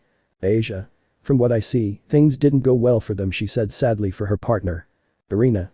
Not a single clue or indication of Kiba's death, and to top it off we found another body that causes us more questions than answers, she said tiredly. Rias. I guess I'll ask my brother to send a group to investigate, she said thoughtfully while pouring herself some tea. Sona. By the way, Rias, don't you think we should talk about this in private? She said seriously while looking sideways at Kukuri. Asia. Don't worry, I already told you everything, she said calmly. Sona. What, but why did you do that, she said seriously. Asia. Since Issei-san said she wanted to tell her everything, I decided to talk to her, she said happily. Issei. Really, well, thanks Asia, you really did us a big favor, he said happily, blushing at the blonde. Asia. You're welcome Issei-san, she said timidly. Rias. If that's true Kukuri, tell me what supernatural beings are in front of you, she said curiously while the brunette began to write. Kukuri. They are mostly demons and humans reincarnated as demons, but there were also cases like Gustav who are demons and another race like werewolf, vampire or fallen. Then there are Issei and the young blonde from the Citri clan who are part dragon, and finally Mike-san and Arena-san who are angels, but Arena-san is a reincarnated angel, showing the poster with joy. Sona. Wow, that's right, she said somewhat surprised. Kukuri. I also know that you are the sister of the Mao Leviathan just like Gremory-san who is the sister of the Mao Lucifer, she said calmly. Rias. Well Asia, it seems that you taught him well, she said happily. Sona. What I don't understand is how you believed everything without thinking that this was crazy or a crazy story, she said seriously. Kukuri. How can you not believe that when you see a person turn into a werewolf, and secondly because that proves they are real, she said confusing everyone with the last part. Gustav. Kukuri, that are real, he said confused. Kukuri. The chains. As soon as he showed the sign on his back several chains came out surprising everyone. Issei. But what the hell, he said incredulously while everyone watched as the chains seemed to float next to the black-haired girl. Rias. Since when can you do that, she said curiously. Kukuri. Since I was 5 years old I suffered a hard blow when a doctor told me that I would never be able to speak and fury took hold of me and they left, she showed the sign sadly. Issei. But what are they? He said curiously while the girl shook her head. Like. I know what it is, he said seriously. Gustav. Would you mind sharing it with others? He said curiously. Like. It's a sacred gear known as Andromeda Chain. Surprises. Everyone looked surprised at the angel who had just revealed that his new friend was not a simple human as she seemed, since apparently she had a sacred gear, but from the faces of the demons and the reincarnated angel, this was a total mystery to them. Issei. Are you serious? He said curious but somewhat surprised. Sona. I've never heard of that sacred gear, she said thoughtfully. Like. It is very rare and normally its bearers are consumed by its power and end up dying. I am surprised that you could have a slight control of it and even more so being human, he said curiously while looking at the chains in detail. Kukuri. I thought they weren't real, so I tried to think that they were just hallucinations, and I just mentally convinced myself that they weren't real, showing her poster in anguish. Gustav. And what can that sacred gear do, he said curiously. Like. Not much is known about it, as I told you, its bearers die before entering the supernatural world, but what I do know is that it is both a defensive and offensive weapon, it works for both cases, he said curiously. Issei. Like Shaka's heavenly treasure, he said curiously. Gustav. Seriously, Issei, you compare it to the techniques of an anime. Also, that technique makes the opponent unable to attack or defend themselves, leaving them exposed. On the other hand, this sacred gear makes the wearer defend or attack depending on the situation, he said thoughtfully. Issei. Even so, when the user uses it, he exercises it as an attack and at the same time as a defensive measure, depending on what he decides, he said calmly. Gustav. Good argument, he said calmly. Rias. Sona. They would like to stop arguing about an anime, they said in unison, somewhat angry. Issei. Gustav. Yes, but you Kaichu, they said like scolded children. Akeno. And if she joins a faction she could demonstrate more of the qualities of her sacred gear, right? She said curiously. Issei. I don't think we should talk about that topic. First, you have to assimilate everything and then ask him if he wants to join the supernaturals, he said seriously. Gustav. I think the same, he said seriously. Rias. Well, it's quite late. I know that tomorrow is Saturday, but with what happened today, we all need to rest, she said, somewhat tired. Sona. It's true, we also have things to do tomorrow, so we should rest, she said calmly as she got up from the sofa. Gustav. Come on Kukuri, I'll walk you home.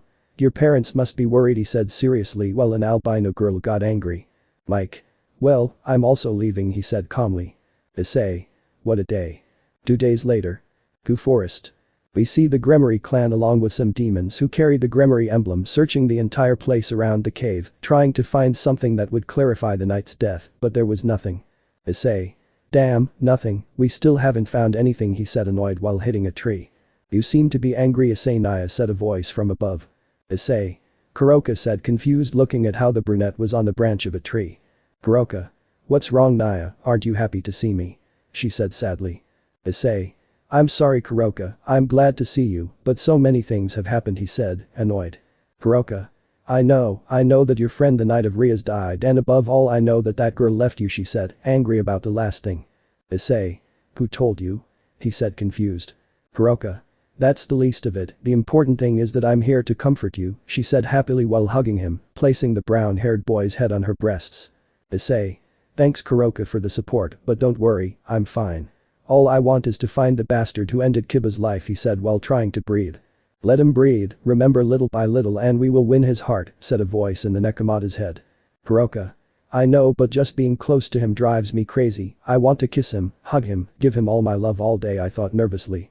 I understand but be patient and you will see that soon you will give him your love as you so desire she said seriously. Hiroka. As Satu-sama said the brunette while looking behind the brown-haired boy at a pink-haired girl with red eyes leaning against a tree. Issei Kukuroka the air I said the boy trying to breathe. Hiroka. Yes, I'm sorry and if that helped you feel better, I'll help you find the culprit she said happily. Kaneko. Cough cough hello sister she said dryly. Hiroka. Hello Shirin said happy. Kaneko. What are you doing here? I thought you were with Vali and the rest of his team. She said curiously but without removing the hostile tone. Hiroka.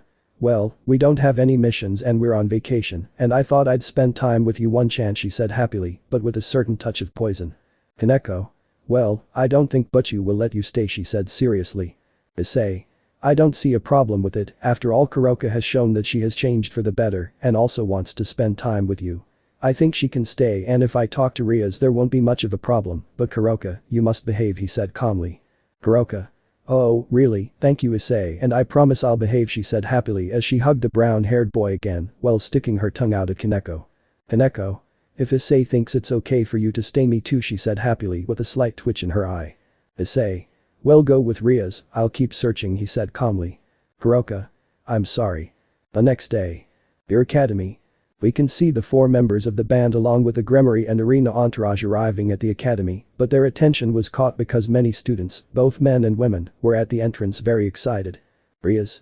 But what the hell is happening she said curiously. Ross. I don't know, a little while ago everyone was a bit shocked by Cadis's murder, but now they act as if nothing happened and it seems like they are going to get something as a gift she said confused. Mike. Gustav, you are from the council, you don't know something he said curiously. Gustav. Well, supposedly we would have an exchange student because they transferred Kiba to Tokyo and they would bring someone from the Highschool he said curiously. Issei. But it's like a famous actor or musician is coming he couldn't continue because a limousine stopped in front of the school. Asia. Whoever it is, he is rich she said surprised. Hello Ku Academy, ready for Naiko, said a black-haired girl with pigtails. All. Naiko Yazawa. Interaction with the idol. The members of the Gremory clan and the boys of the band were more than shocked by what they were witnessing, since one of the most important idols in the country had just been transferred to the academy in place of the deceased Gremory knight. Rias. But how is that possible? She is one of the most famous artists in the country, how does Ku end? She said incredulously. Sona. Nobody knew, not even me. They just told me that a new student was opening, but they kept her name a secret she said seriously. Gustav. I don't understand why if it was a secret why did the whole school know about it, he said curiously. Tsubaki. Because she said it on her Instagram she said while showing her cell phone. Bakeno. Today begins my path of knowledge at the Ku Academy she said curiously while reading the message that the girl posted in addition to the image of the school. Momo. I'm surprised you guys don't follow her she said curiously while Rias and her entourage along with Irina shrugged their shoulders. Gustav. The truth is that his music doesn't attract my attention he said with a nervous smile. Issei. She has some good songs, but the truth is I'm not that big of a fan of her he said nonchalantly. Mike. I was never interested in his music he said nonchalantly. Naiko. Excuse me said the black-haired girl looking at the albino, which surprised most of the supernaturals. Mike. How did you hear us? He said curiously, looking at the others. Naiko. Come on repeat what you said about my beautiful music she said angrily. Mike. I'm sorry if you felt offended, but I don't feel any kind of attraction to your music he said sincerely. Naiko. How dare you, my music is the most listened to in the world she said angrily. Mike.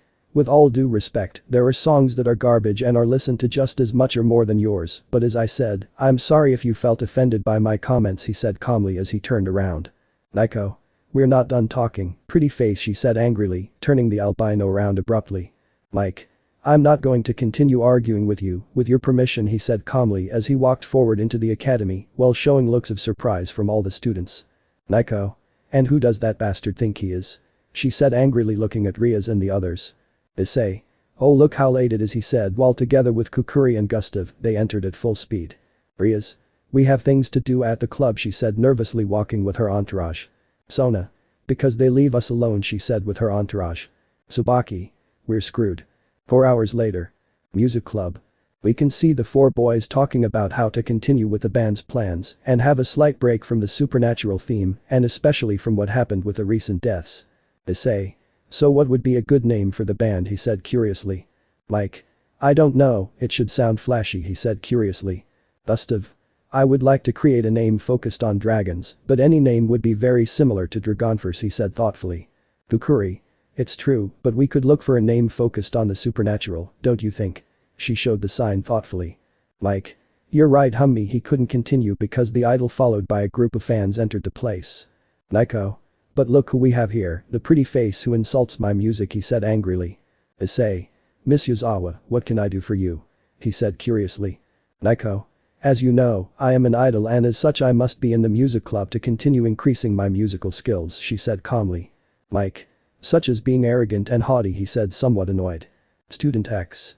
How dare you insult Naiko-sama, he said angrily facing the angel. Gustav. The council does not allow fights in the academy, he said seriously looking at the student. Student X. You only defend him because he is your friend, said a serious girl. Gustav. Of course not, and Mike, what you did was not right either.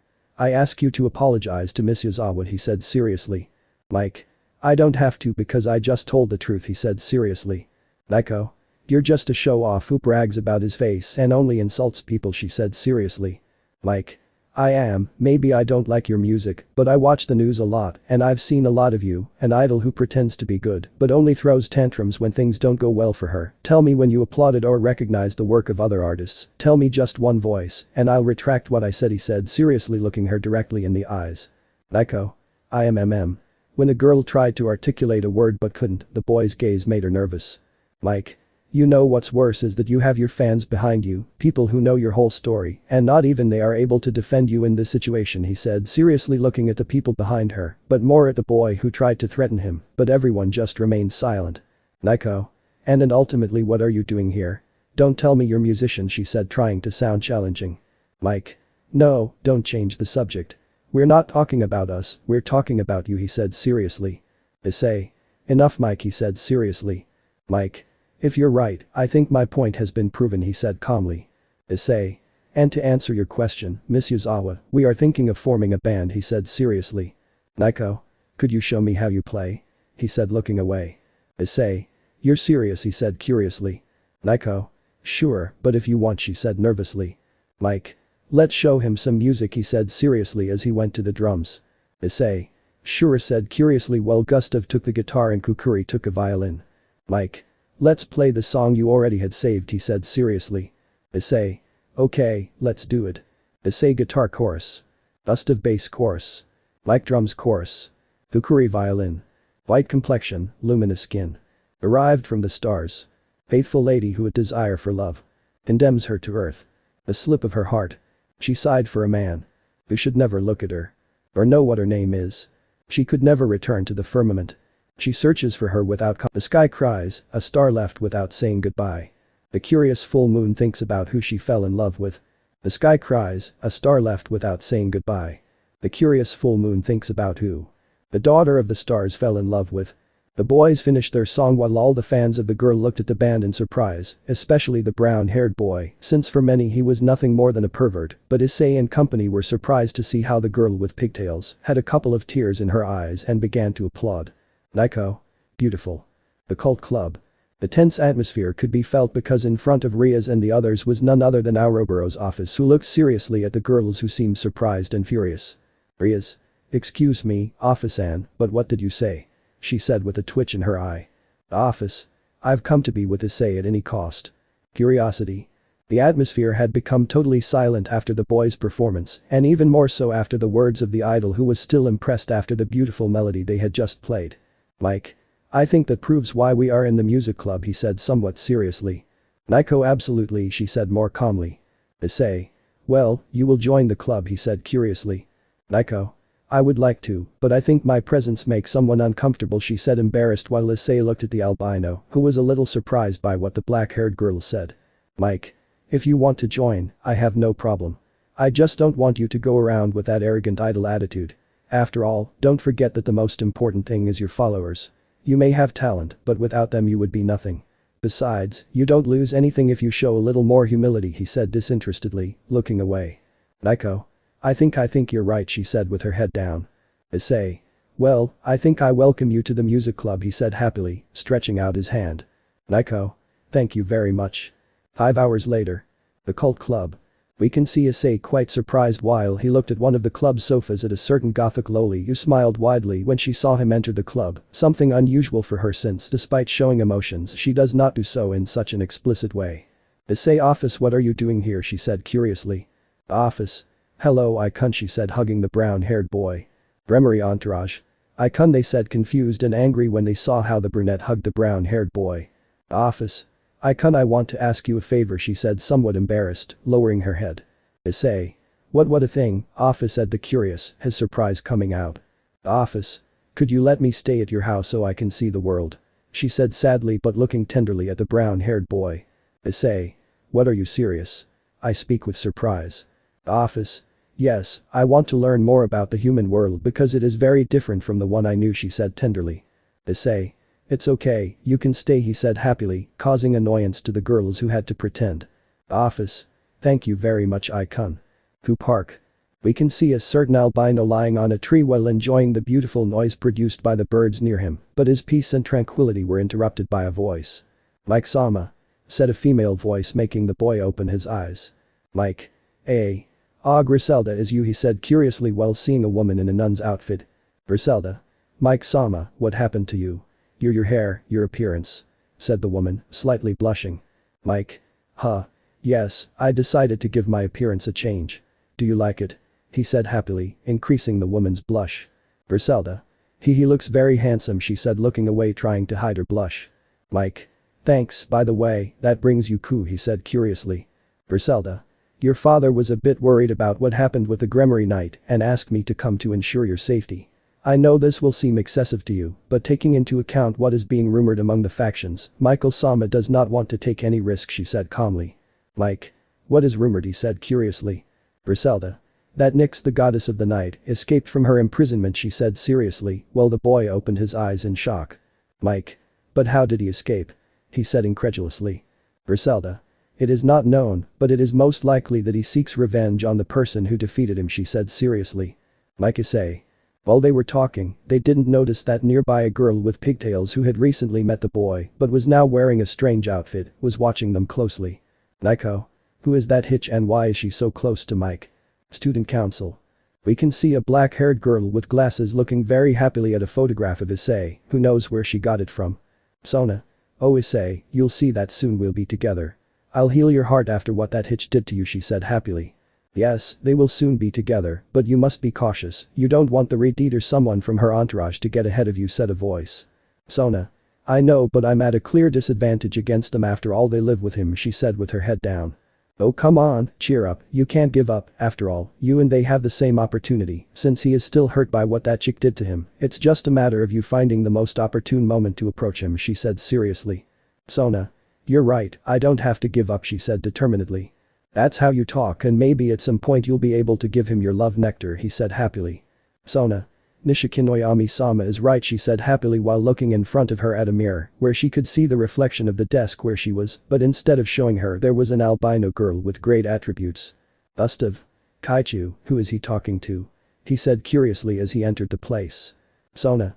Gustav, you already finished what I asked you to do, she said nervously and a little angry. Gustav. Yes, Kaichu, by the way, she's fine, I notice she's strange, he said curiously, while the brunette in a quick movement hid the photo of the brown-haired girl. Sona. I'm weird, of course not. You're acting weird, she said nervously. Gustav. Okay, calm down, there's no reason to get upset, it was just a question, it's not that big of a deal, he said, surprised by his king's actions. Sona. Okay, listen, how's Issei doing with his depression issue after that hitch left him, she said a little annoyed. Gustav. Well, in fact, with the band project he is putting his depression aside. By the way, he thanks him for letting us be in the music club, he said calmly. Sona. Tell him it's nothing, she said blushing, imagining the brown-haired boy thanking her. Gustav. Sure, he said calmly. Sona Gustav, you don't know if any girl has approached Issei, she said nervously. Gustav. No, the truth is that I haven't seen a couple of girls not taking their eyes off him since he showed his new look, but it doesn't seem like they want something formal with Issei. Why does he ask, he said, curious. Sona curiosity. Trouble in the heavens. Issei and company were arriving at their home with their new guest, who did not waste a single second to get away from the brown-haired boy, who in a way felt uncomfortable seeing an office totally opposite to the one he knew, since, despite the fact that the loli was more emotional, she did not show as many emotions and in such an explicit way. Issei. I wonder what time they will come, he said curiously. Rias. Today they are going to teach, she said curiously. Issei. No, but we are looking into the name of the group and also about a new song, he said calmly. Office. What are they talking about? She said curiously. Kaneko. Issei senpai has a band, she said calmly, surprising the black-haired girl. Kuroka. That's true, Issei Naya, said the Nekomata going down the stairs. Office, Kuroka said somewhat seriously. Kuroka. Hello office, what brings you here? She said curiously but with a touch of annoyance. Office. I came to get to know the human world better and I can't let me stay in his hunt, she said with a big smile, hugging the brown-haired boy. Kuroka. Ikon said with a tick in his eye. Issei. Well, he couldn't continue because there was a knock on the door, causing him to open it, revealing the albino and the black-haired boy accompanied by a nun. Mike. Issei, we have to talk, he said seriously. Issei. Hey, are you okay, he said curiously, seeing the boy's seriousness. Zenobia. Hey sister Griselda, how nice to see you, she said a little scared. Griselda. Hello Zenobia, she said politely. Mike. Issei, the goddess Nyx escaped from her imprisonment, he said dryly. Issei. But what did you say? He said incredulously while everyone opened their eyes in shock. Mike. What you heard escaped and the leaders speculate that she could seek revenge against a person who defeated her, he said seriously. Issei. TSK, that will be a big problem, he said seriously. Office. I won't let him hurt you, she said seriously while everyone stared at the loli. Issei. Office. Confused. Office. I will not let that stupid goddess come to hurt you. I myself will take charge of ending her life if she dares to come looking for you, she said with a spooky voice. Gustav. Wow, I've never seen such terrifying power, he said, sweating coldly as everyone watched how Office's power was such that it shook the place. Issei. Calm down Office, I can take care of this. I already defeated her once, I can do it again, he said with determination. Rias. Issei, are you sure it could be dangerous? She said, worried about the brown-haired boy like most of the females present. Issei. Calm down, but I'm more than sure, he said calmly. Griselda. I see you've changed a lot, Sekirute, she said in a friendly manner. Issei. Thank you, Sister Griselda, he said respectfully. Mike. I see that except for the delicate nature of the subject, you don't have much concern, he said calmly. Issei.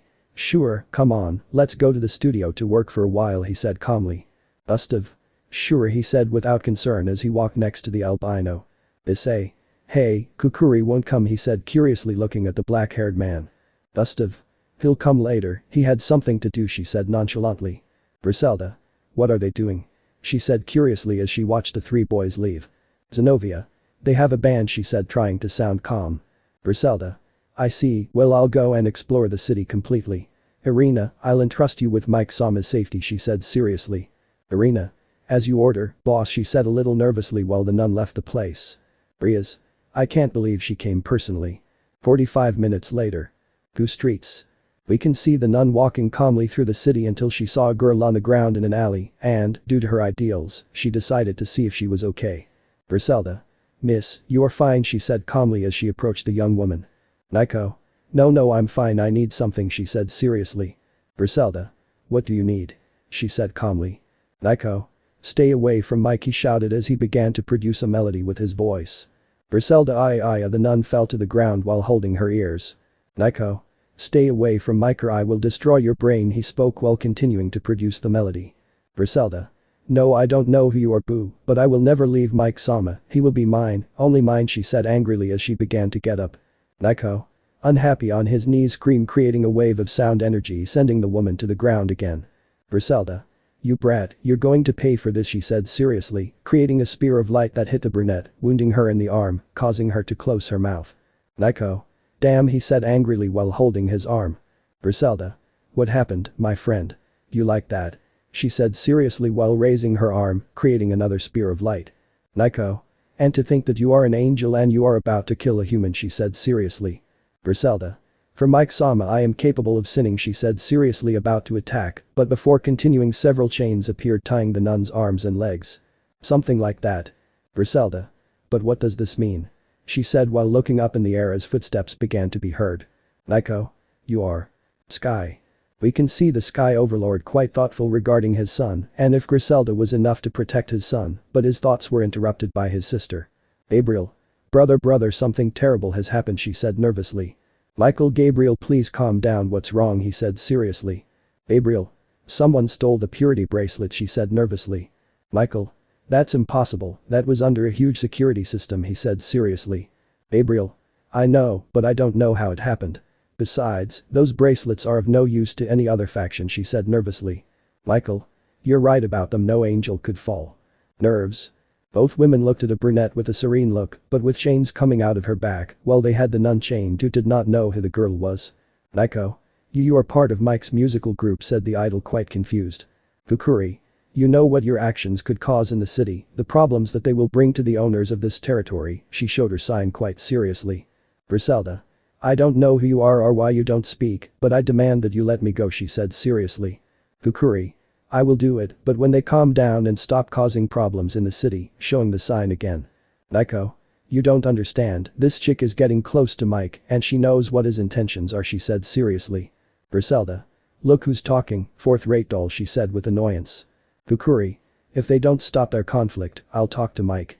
She showed her sign, worrying both women at the thought that Mike might get angry with them. Griselda. Okay, you win, notebook girl, she said resignedly, while the brunette let out a small sigh as the chains disappeared. Nico. But don't think this ends here, she said seriously as she put on her sunglasses and left the alley. Griselda. TSK, if it weren't for you she would already be finished, she said seriously while looking at the girl. True. 20 minutes later. Hyoudou residence. Griselda was quite confused because when she arrived at the brown-haired boy's residence, at the door was the same girl who had trapped her in chains minutes before, but her surprise was greater when she saw how Akeno opened the door and greeted her quite naturally. Akeno. Oh Griselda-sen, I'm back, she said calmly. Griselda. Yes, thank you. I have a question. Who is that girl? She said curiously as she entered the residence. Akeno. Oh, you mean Tachibana Kukuri, she is a friend of Issei, Mike and Gustav, in fact she belongs to the musical group they have, she said calmly. Griselda. Oh, how interesting, and she knows about the supernatural world, she said curiously. Akeno. Yes, although she does not belong to any faction, she has a sacred gear and by decision of Issei, everything about the supernatural world was revealed to her, she said calmly. Griselda. Very interesting, she couldn't continue because she saw how the boys accompanied by the woman left and sat in the living room. Issei. Then our options are the indomitable spirit, audacity and lament of the fallen, he said thoughtfully. Mike. I really like all three of them, but I can't decide on one, he said thoughtfully. Gustav. I'm in the same boat, all three sound great for the band name, he said calmly. Issei. What do you say, Kukuri? He said calmly. Kukuri. I'm still the same, I can't decide on one, she showed her sad sign. Issei. Let's look on the bright side, at least we have options now, he said calmly. Mike. That's true, he said calmly. Issei. Let's eat something, and then we'll go see about the song, he said calmly while the four of them nodded. Griselda. It seems that they are very close. 6 hours later. We can see the black-haired man and an albino woman running through an abandoned building while chasing a strange woman who showed some fear towards both young people. Gustav. Game over, renegade, he said seriously while he and the albino cornered her. Demon. They think I'm afraid of them, she said seriously. Gustav. Well, your words would have some truth if it weren't for the fact that you ran away like a coward, he said seriously. Momo. It's true that if you weren't afraid you would have faced us instead of running away, she said calmly. Demon.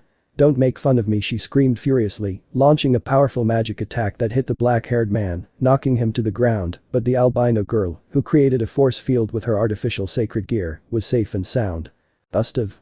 Damn, Hitch was going to be nice to you, but now you regret it, he said seriously as he stood up, his teeth sharpened and his hands looked like claws. Demon. A werewolf, she couldn't finish because the boy appeared in front of her and hit her so hard that she fell to the ceiling. Gustav. I can't believe that with just one hit you're already on the ground, what a disappointment, he said seriously while kicking the woman against the wall and causing her to fall to her knees. Demon P, please don't hurt me, I'll do anything please, he said while looking up with tears. Gustav. Whatever, he said curiously. Demon. Yes, whatever, I will even give you my body, she said nervously while opening her blouse. Gustav. Well, what? Couldn't continue because Momo spoke. Momo. That's enough, she shouted angrily as she appeared in front of the demon, giving her a blow that sent her flying, breaking the wall and disappearing due to the force of the attack. Gustav. Momo, he said incredulously. Momo. Shut up, you're the worst, she shouted angrily, turning around. Gustav. Hey, calm down, I was just playing with her. Did you think I wanted something with her? He said confused. Momo. Well, those comments are unnecessary, you know, she said angrily. Gustav. Hey, more than being angry, it seems like you're jealous, he said amused. Momo. I'm not jealous, she said angrily, turning around and seeing the boy opening his eyes. Gustav. What's going on? He said curiously as the girl approached him. Momo. You're bleeding, she said nervously. Gustav. Ah, this is nothing, it was just a mistake when I attacked, I should have been more cautious, he said calmly while touching his forehead where it was bleeding. Momo. Let me help you, she said as a first aid kit appeared with her magic and began to clean the wound. Gustav. Hey, calm down, it's nothing, besides, get healthy quickly, he said calmly. Momo. I know, but you can't go around with your forehead bleeding, she said worried. Gustav. Thank you for being so considerate with me, he said calmly while making the albino girl blush. Momo. Don't say those things, she said trying to control her blush, but she couldn't because her stomach growled. Gustav. You are hungry, he said amused. Momo. Shut up, she said embarrassed. Gustav. Come on, let's go. I think there's a 24-hour McDonald's 2 blocks away. I'll treat you. He said calmly as they both left without realizing that in a window there was a black-haired girl with chains watching them while only one thing was going through her mind. Kukuri. The mother is right, who is the mother? Forest of Ku. We can see a not very tall girl with black hair and blue eyes who looked down from the top of a tree at the city of Ku with a sadistic smile. Nix. So the Sekiruyuta lives here, how interesting, she said amused. Office. You better get going, she said seriously appearing behind her. Nix. Oh, but look who we have here, the goddess Ouroboros office herself, and tell me Ouroboros what happens if I don't want to go, she said amused. Office. Well, very easy, she said seriously, so that out of nowhere Nix rose into the air, but it seemed as if someone was grabbing her by the neck. Nix. Boo. What's going on? She said nervously feeling something grab her by the neck, but there was nothing in front of her. Office spread her die. Improve life. A new day arrived for our good brown friend who arrived at school in the company of his owner and his classmates, although the brown-haired boy felt relatively uncomfortable, since in front of them, there was a group of boys who looked at him amusedly. Issei. I can help you, he said curiously. BOY1. Tell us, Hyoudou, how true is it that that girl broke up with you? Said a boy 1 year older than the brown-haired boy amused while the others smiled mockingly. BOY2. It must be true, look at her face, it was obvious that such a pretty girl couldn't be with a loser like you, said another, while Issei remained silent and the girls clenched their fists in fury as they saw how they were making fun of their Issei. Mike. Are you having fun with this? Said the albino behind the boys. BOY3. But it's the effeminate boy who now thinks he's tough because of his new hairstyle, he said arrogantly, bothering Nico who arrived at the place. Issei. Mike, please don't waste your words on imbeciles like them, he said seriously, capturing everyone's attention and especially the girls when they saw how the brown-haired boy showed that seriousness. BOY1. What did you call us? He said seriously. Issei. Apart from being a deaf imbecile, he said seriously while staring at him, causing a chill in the boy. BOY1. Damn you, you'll pay for this, he said seriously while the 3 of them ran against him. Gustav. I wouldn't do that if I were you gentlemen, he said seriously next to Sona and her entourage. BOY2. You are only saved because you have a friend who is on the council, he said seriously. Issei puff really Sona, let them do what they want, I don't care, he said calmly, distressing Riaz and the others. Sona. Boo, but Issei, fights are prohibited at school, she said nervously, but more than that she was worried. Issei. Come on Sona, do me that little favor, okay? He said with a smile that made the brunette blush and annoyed Riaz and the others. Sona. Okay, but let's make it an even fight, she said nervously. Issei. Okay guys, he said seriously while the albino and the black-haired man stood next to him, now distressing the idol, a certain mute girl and a nun who was watching from afar. BOY1. Do you think that acting tough will help against us? We are a year older than you, and we belong to the wrestling team, he said seriously. Issei. Are you going to fight or will you keep cackling, he said seriously. BOY1. Let's finish them off, he said seriously as the 3 of them ran against them. After getting close enough, the three tried to hit Issei and company, but they couldn't do much since Issei and Mike began to dodge the blows very easily, while Gustav stopped the blows with his hands. Gustav. You know, you don't look like much, you're just a muscle man with no brains, he said seriously while holding the guy by both arms. The OY3. Damn, I won't let you humiliate me like this, he said seriously while trying to use force, but couldn't get out of the black-haired boy's grip. Gustav. What a pity because I already did it, he said calmly pulling the boy towards him, giving him a knee to the chin sending him to the ground. Momo. That's how it's done, she said happily, while the black-haired girl held up a sign with something similar to what the albino girl said. The OY2. Unhappy, stop moving, he said angrily while trying to hit the albino who moved calmly evading all the blows. Mike. Because if I stop this would be boring, he said calmly. The OY2. What did you say? He said angrily. Mike. I'll show you, he said calmly as he ducked down to avoid a punch, taking advantage of the opening and giving the boy a powerful blow to the abdomen that made him fall to his knees. Nico. Yes, you show him who's boss, he said happily. Issei. We could end this, I'm starting to get bored, he said while bringing a hand to his mouth. The OY1. Ah, you'll pay for this, trash, he shouted furiously while he kicked, but the brown-haired boy stopped it. Issei. You won't finish it, I'll do it, he said seriously as he turned the boy's leg around and lifted it with force, making him fall, and before he reacted, the brown-haired boy put his leg on his head. The OY1. Unfortunate, he said trying to get up, but it was useless, the brown-haired boy exerted an enormous force. Issei. I'll say it once and make it clear to you what happened to me with that girl is my bucking problem and no one else's, but so that you don't have any doubts if she broke up with me, and even if what happened hurt me, I won't get trapped in sadness, I will continue moving forward and correct my mistakes, so that in the future, where I can have a person who loves me, and I truly love, he said. Seriously as he began to walk while the other students applauded him when they saw his change in his way of speaking. Ria Sona Akio Kaneko Asia Iria Zenobia Ross Ravel. That'll be me. 4 hours later. We can see the band eating their lunch at the music club while they talked about different things after the first hours of classes. Issei. I can't believe that tomorrow is parents' day at school, he said with annoyance. Gustav. If one day our parents put us to shame, he said resignedly. Mike. To tell you the truth, I'm a little nervous. I thought that with Griselda here, my father wouldn't come, but he wants to come and he already went for mom, he said nervously. Kukuri. I'm a little anxious, there was never anything like this in my previous school. She showed her happy sign. Issei. Believe me, for me it is a suffering and more now that Ria's told me that Surzic told my parents to bring them back from his trip this time, he said with his head down. Nico. Hi, I thought you'd be here, he said happily, although he got a little upset when he saw Kukuri who remained serious. Issei. Miss Yuzawa, why do you need us? He said curiously. Nico. Well, it's nothing, I just wanted to give this to Mike-san, she said nervously while taking out a gift box. Mike. And this, he said curiously. Nico. Edo, it's like a way of apologizing for my behavior, she said embarrassed. Mike. Oh boo, well that wasn't necessary, he said blushing. Nico. I know, but I would like you to receive it, she said nervously. Mike. Okay, he said nervously taking the box. Nico. Thank you, he said happily as he left. Gustav. He likes you, he said amused. Mike. What, he said blushing. Issei. Don't pay attention to it, I'll give it to you, he said curiously. Mike. Well that's it, he said curiously opening the box revealing a golden chain that had wings with a cross. Gustav. It's made of gold and diamonds, he said surprised. Issei. Don't you think it's strange? He said curiously. Gustav. What are you talking about, he said curiously. Issei. Because I gave him a chain focused on the Catholic religion, he said curiously. Mike. I don't notice anything strange, he said curiously. Issei.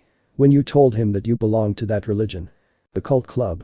We can see Riaz in a dark room while using a whip to hit a certain boy who dared to bother Issei. Riaz.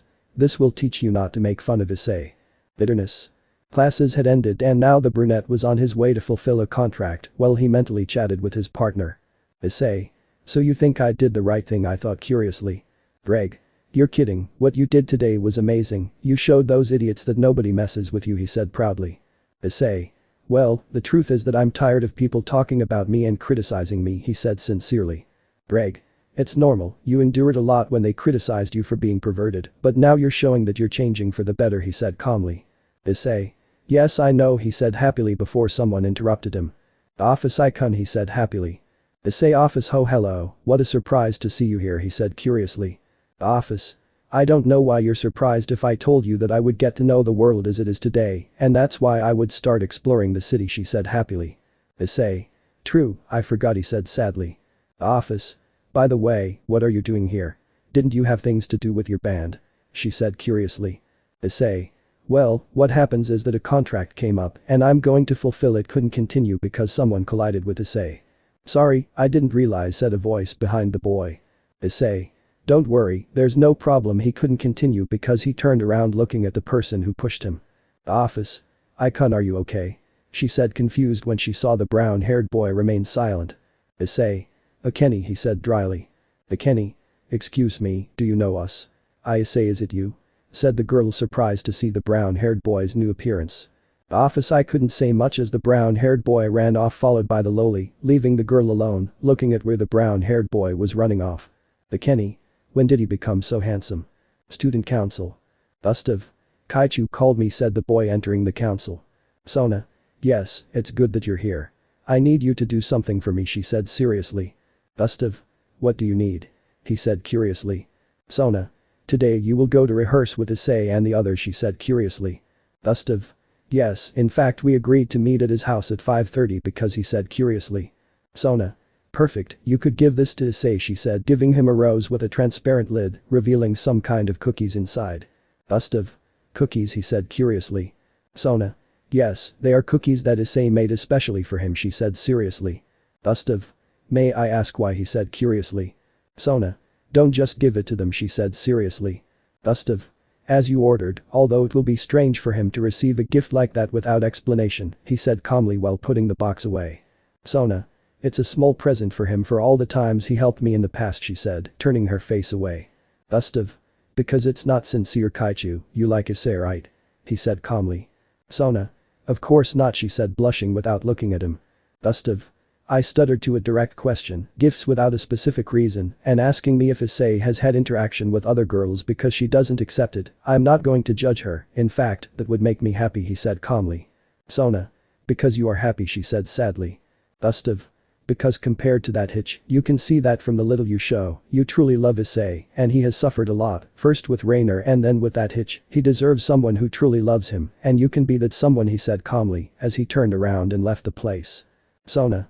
I will be, you'll see. 2 hours later. Hyoudou residence. We can see the black-haired boy arriving at the brown-haired boy's residence, worrying a little when he saw the door open, so he decided to enter, seeing how the place seemed to be empty, but when he went up to the boy's room, before arriving, he heard a voice. Office, Issei, please answer me, said the worried loli. Gustav. Office, what's up, he said curiously. Office. I don't know, I met Issei in the city and he told me that he had a contract, but a girl ran into him and it seemed like he knew her because he said her name and then he ran until he got here and locked himself in his room, she said distressed. Gustav. And what is that girl's name? He said seriously. Office. Issei told Kenny, she said curiously. Gustav. That hitch, he said angrily. Office. You know her, she said curiously. Gustav. I'll explain later, let me talk to him, he said seriously. Office. But she said nervously. Gustav. Please, he said sincerely while the resigned loli nodded and went to the living room. Office. I hope you are okay, she said worried. Gustav. Issei, are you okay? He said thoughtfully while knocking on the door. Issei. No, he said sadly. Gustav. It hurt you to see her again, didn't it? He said, looking downcast. Issei. Yes, he said dryly. Gustav. You still love her, he said with annoyance. Issei. No, said emotionlessly. Gustav. Then why did you run away? He said seriously. Issei. I don't know, he said while opening the door. Gustav. You don't know, he said seriously. Issei. No. The brown-haired boy was speechless, he didn't know why the black-haired boy had slapped him while looking at him with anger and sadness at the same time. Gustav. How the hell do you not know, shouted angrily. Issei. The brown-haired boy tried to answer but couldn't, his mind was blank. Gustav. You'll fall again, tell me, you'll do it, you'll throw everything away for a damn thing that's not worth it, he said seriously while holding him by the shirt. Issei. Of course not, the band, you, Riaz and the others have supported me to forget the pain, and that's why I won't let her make me full again, but it's so difficult to see her and more now that I think that I will never mean anything to her, he said with his head down. Gustav. And that's why you have us and people who are really important to you who will be here to support you, so show me that she doesn't mean anything anymore, he said seriously. Issei, I have it. Entranced to the residence. We can see Mike arriving at the house with his bodyguard who did not leave the albino side for a single second. Mike. Something's wrong, Griselda, he said curiously. Griselda. Well, I don't want to be indiscreet, but I noticed something on your neck, she said curiously. Mike. You say that because of this, he said calmly, showing the chain that Nico had given him. Griselda. How pretty, where did you get it? She said curiously. Mike. It was a gift from a girl at school, he said calmly without noticing Griselda's reaction, who was trying to calm down and look normal. Griselda. A girl. Anger. Issei and his group had just finished teaching after what happened with the brown-haired man's ex, who, despite having spoken to the black-haired man, was still depressed, confusing and worrying the other members of the group, but one look from the werewolf was enough for both of them not to ask anything. Mike. Your parents are ready for tomorrow, he said curiously. Issei. If they supposedly arrived tonight, he said calmly but with little enthusiasm. Gustav. Tomorrow will be a long day and something is happening, Miss Griselda. I notice you are a little angry, he said curiously while looking at the nun who was leaving the kitchen, and she did indeed look upset. Griselda. No, it's nothing, she said calmly, trying to appear happy. Mike. Griselda, if something is wrong you can say it, he said calmly. Griselda. It's nothing, Mike-san, don't worry, she said smiling. Issei. How strange, it's already a bit late and the girls haven't returned, he said curiously. Gustav. They most likely have contracts, he said nonchalantly while the others nodded. Issei. Yes, I think so, he said calmly. Gustav. By the way, I have a gift for you, he said calmly as he took out Sona's gift. Issei. And this, he said curiously. Gustav. A gift from Sona for everything you did in the past for her, he said calmly while Issei opened the box, amazed by the contents. Issei. Wow, cookies. The cult club. We can see Riaz looking at the lifeless body of the boy who had insulted Issei when they arrived at the academy, but now the poor boy was lifeless, and from what was seen on his face, it was slow and painful, since he had wounds everywhere and his manhood seemed to be gone. Riaz. That was fun, but now it's time to make the evidence disappear, she said calmly as her body began to emanate a red light, launching a powerful attack of destruction that exterminated the body. You know. That was fun, now let's see what your dragon prince is doing, she said amused. Riaz. You're right, let's see, she said calmly taking out her cell phone and starting to check. You know. Wow, everything seems normal. She is with her friends talking at home, she said calmly. Riaz. You're right, it doesn't seem abnormal at all, and what, she screamed angrily while looking at something the brown-haired boy had done a few hours ago. 1458, Issei came face to face with his ex. Riaz. Issei met her furious scream. You know. It seems so, she said thoughtfully. Riaz. I must go see him. Unknown location. We can see a dungeon where it was very difficult to see, but something that was clear were the cries of a person who seemed to have suffered in that place. Office. You can shut up, she said seriously looking at a winded black-haired girl. Kuroka. You're having fun, she said seriously, looking behind her. Office. What are you doing here? He said seriously, about to attack her. Kuroka. You left the Hyoudou residence very upset, so I decided to follow you. I never thought you would have Nyx herself here, she said amused as she looked at the person behind Office, who was the goddess of the night, chained and wounded. Office. That doesn't matter to you now, go away, she said seriously. Kuroka. I will do it, but tell me what was the reason for your anger, she said seriously. Office. Because no one told me that Issei had finished with that hitch, angry scream. Kuroka. Well, because you never asked. What does that bother you? Because it freaks me out, couldn't continue because Office spoke. Office. I'm not happy, he said coldly. Kuroka. Then she said curiously. Office.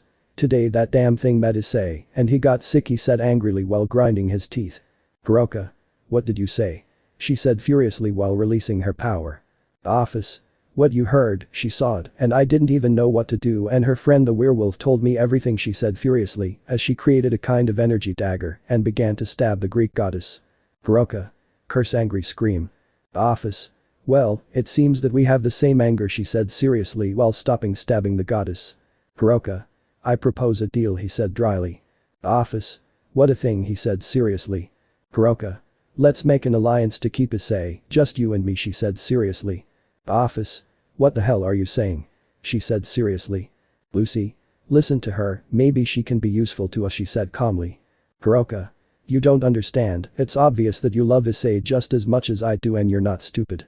The Grimoire and her entourage have feelings for him, including my dear sister, that's why I offer you to become humans to increase our chances, so what do you say?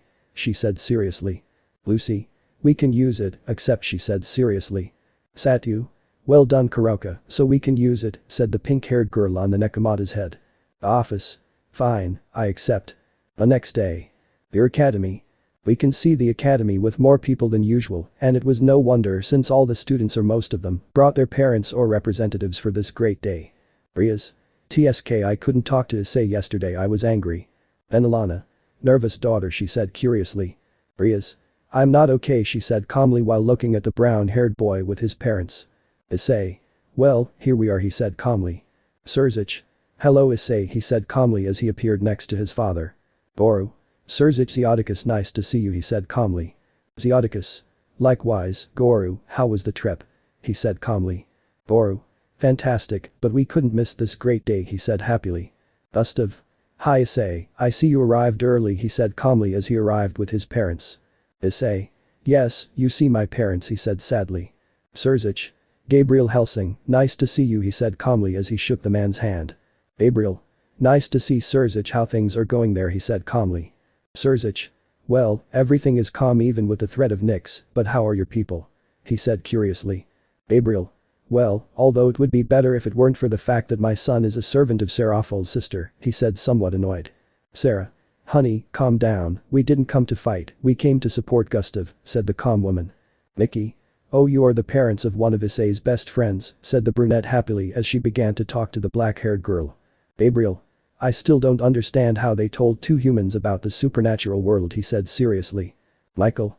Hey, calm down, they promised never to talk and they have kept their word, he said arriving with his son and his wife. Issei. Mike, she's your mother, he said incredulously, looking at the person who accompanied both angels. Mike. Please could you not say anything, he said nervously. Gustav. Hey, calm down, we're not going to say anything to make you uncomfortable, but to be honest, seeing his smile makes me feel like my soul is at peace, he said incredulously, while Issei nodded. Issei.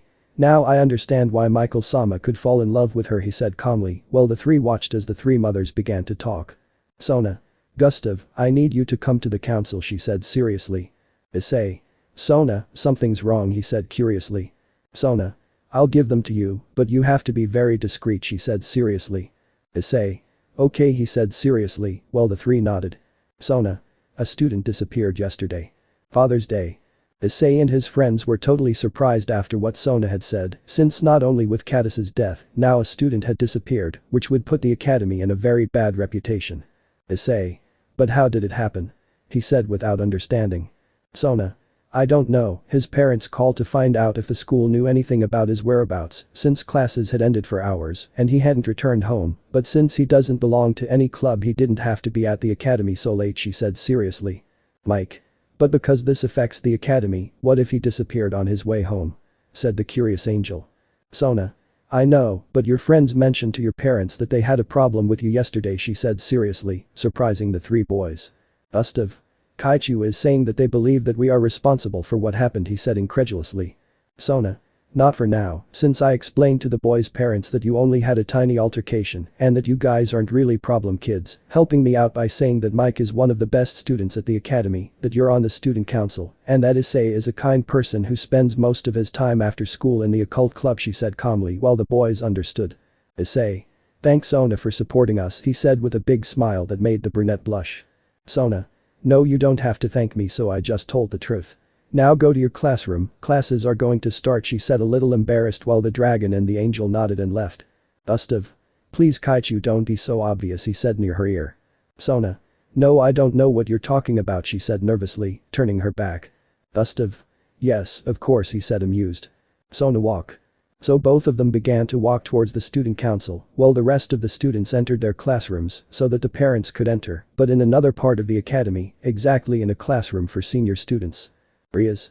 It can't be, Issei saw that girl again, she spoke furiously in a low voice. You know. Calm down, you have plenty of time to talk to him, said the pink-haired girl in her head. Rias. I know, but it worries me not knowing what happened, she spoke upset in her head. You know. I understand, but you must not act recklessly, one wrong move and you will ruin everything. He could not continue because the deed was taken out of her thoughts by her queen. Akeno. Rias, are you okay? I notice you're upset, she said curiously. Rias. Don't worry, I'm fine, it's just for Father's Day, she said, trying to seem calm. Akeno. I see, I'm happy because dad is coming and all thanks to Issei for helping me reconcile with him, she said happily. Rias. I know, she said calmly. Akeno. She's hiding something, she thought seriously. Shion. I know, but let's let him continue with his game, the green-haired girl spoke carefree. Akeno. Okay. Issei lounge. Classes were about to start and parents were already entering, making the students a little nervous, especially Issei, since his parents were carrying a camera to record him. Issei. Today will be a long day, he said with his head down. Gustav. Relax, don't think about it, and you'll see how quickly the day will go by, said the black-haired man taking a seat. Mike. I think the same, he said nonchalantly. Issei. I would love to be as carefree as you guys, he said amused. Ross. Good morning, students and parents. I am happy to welcome you today. Starting with the day's activities, we will hand out the students' exam grades, she said seriously, while all the students got nervous. Thus the day began as the young people began to do activities in their notebooks, while at the same time Ross began to dictate the grades of each student subject by subject, shocking some students because of their low grades. Mike. Wow, that was ugly, said the albino as he finished his activity. Gustav.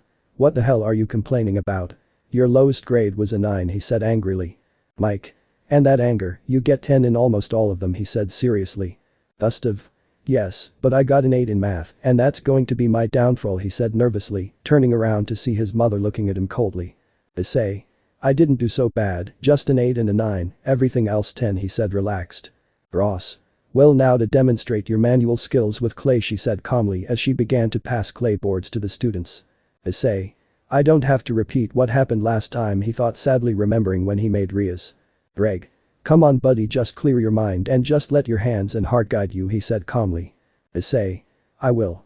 20 minutes later. We can see the young people really concentrated, but little by little the attention began to be drawn to the brown-haired boy, who did not seem to realize what he was doing. Mike. Issei, how incredible, said the boy while everyone looked at the brown-haired boy. Issei. Huh. What's wrong? He said curiously. Mike. How amazing is that? He said in amazement, pointing to a very detailed sculpture of a dragon. Issei. I think I left my mind very blank, he said happily. Ross. Well, we are all very surprised by what the student Hyoudou Issei did, but now we will give a couple of warnings, she said seriously. Issei. Notices Gustav, you know something, he said curiously. Gustav. No, Kaichu didn't tell me anything, he said doubtfully. Ross. First of all, as the students already know and perhaps some parents already know, but at the academy we have the presence of the idol Naiko Yazawa as a student, she said calmly, while most of the parents were amazed. Issei. Yes, with Mike as his best friend, he said amused while the albino looked at him with annoyance. Ross. Then we have that the school will host the academic competition known as the Battle of the Bands, he said, surprising everyone, especially the boys who didn't know about those. Mike. Did you hear that? He said excitedly. Issei. I can't believe what a great opportunity, he said excitedly. Ross. He is also happy to mention that the group that is going to represent the school is in this classroom, he said happily. Issei. Kui.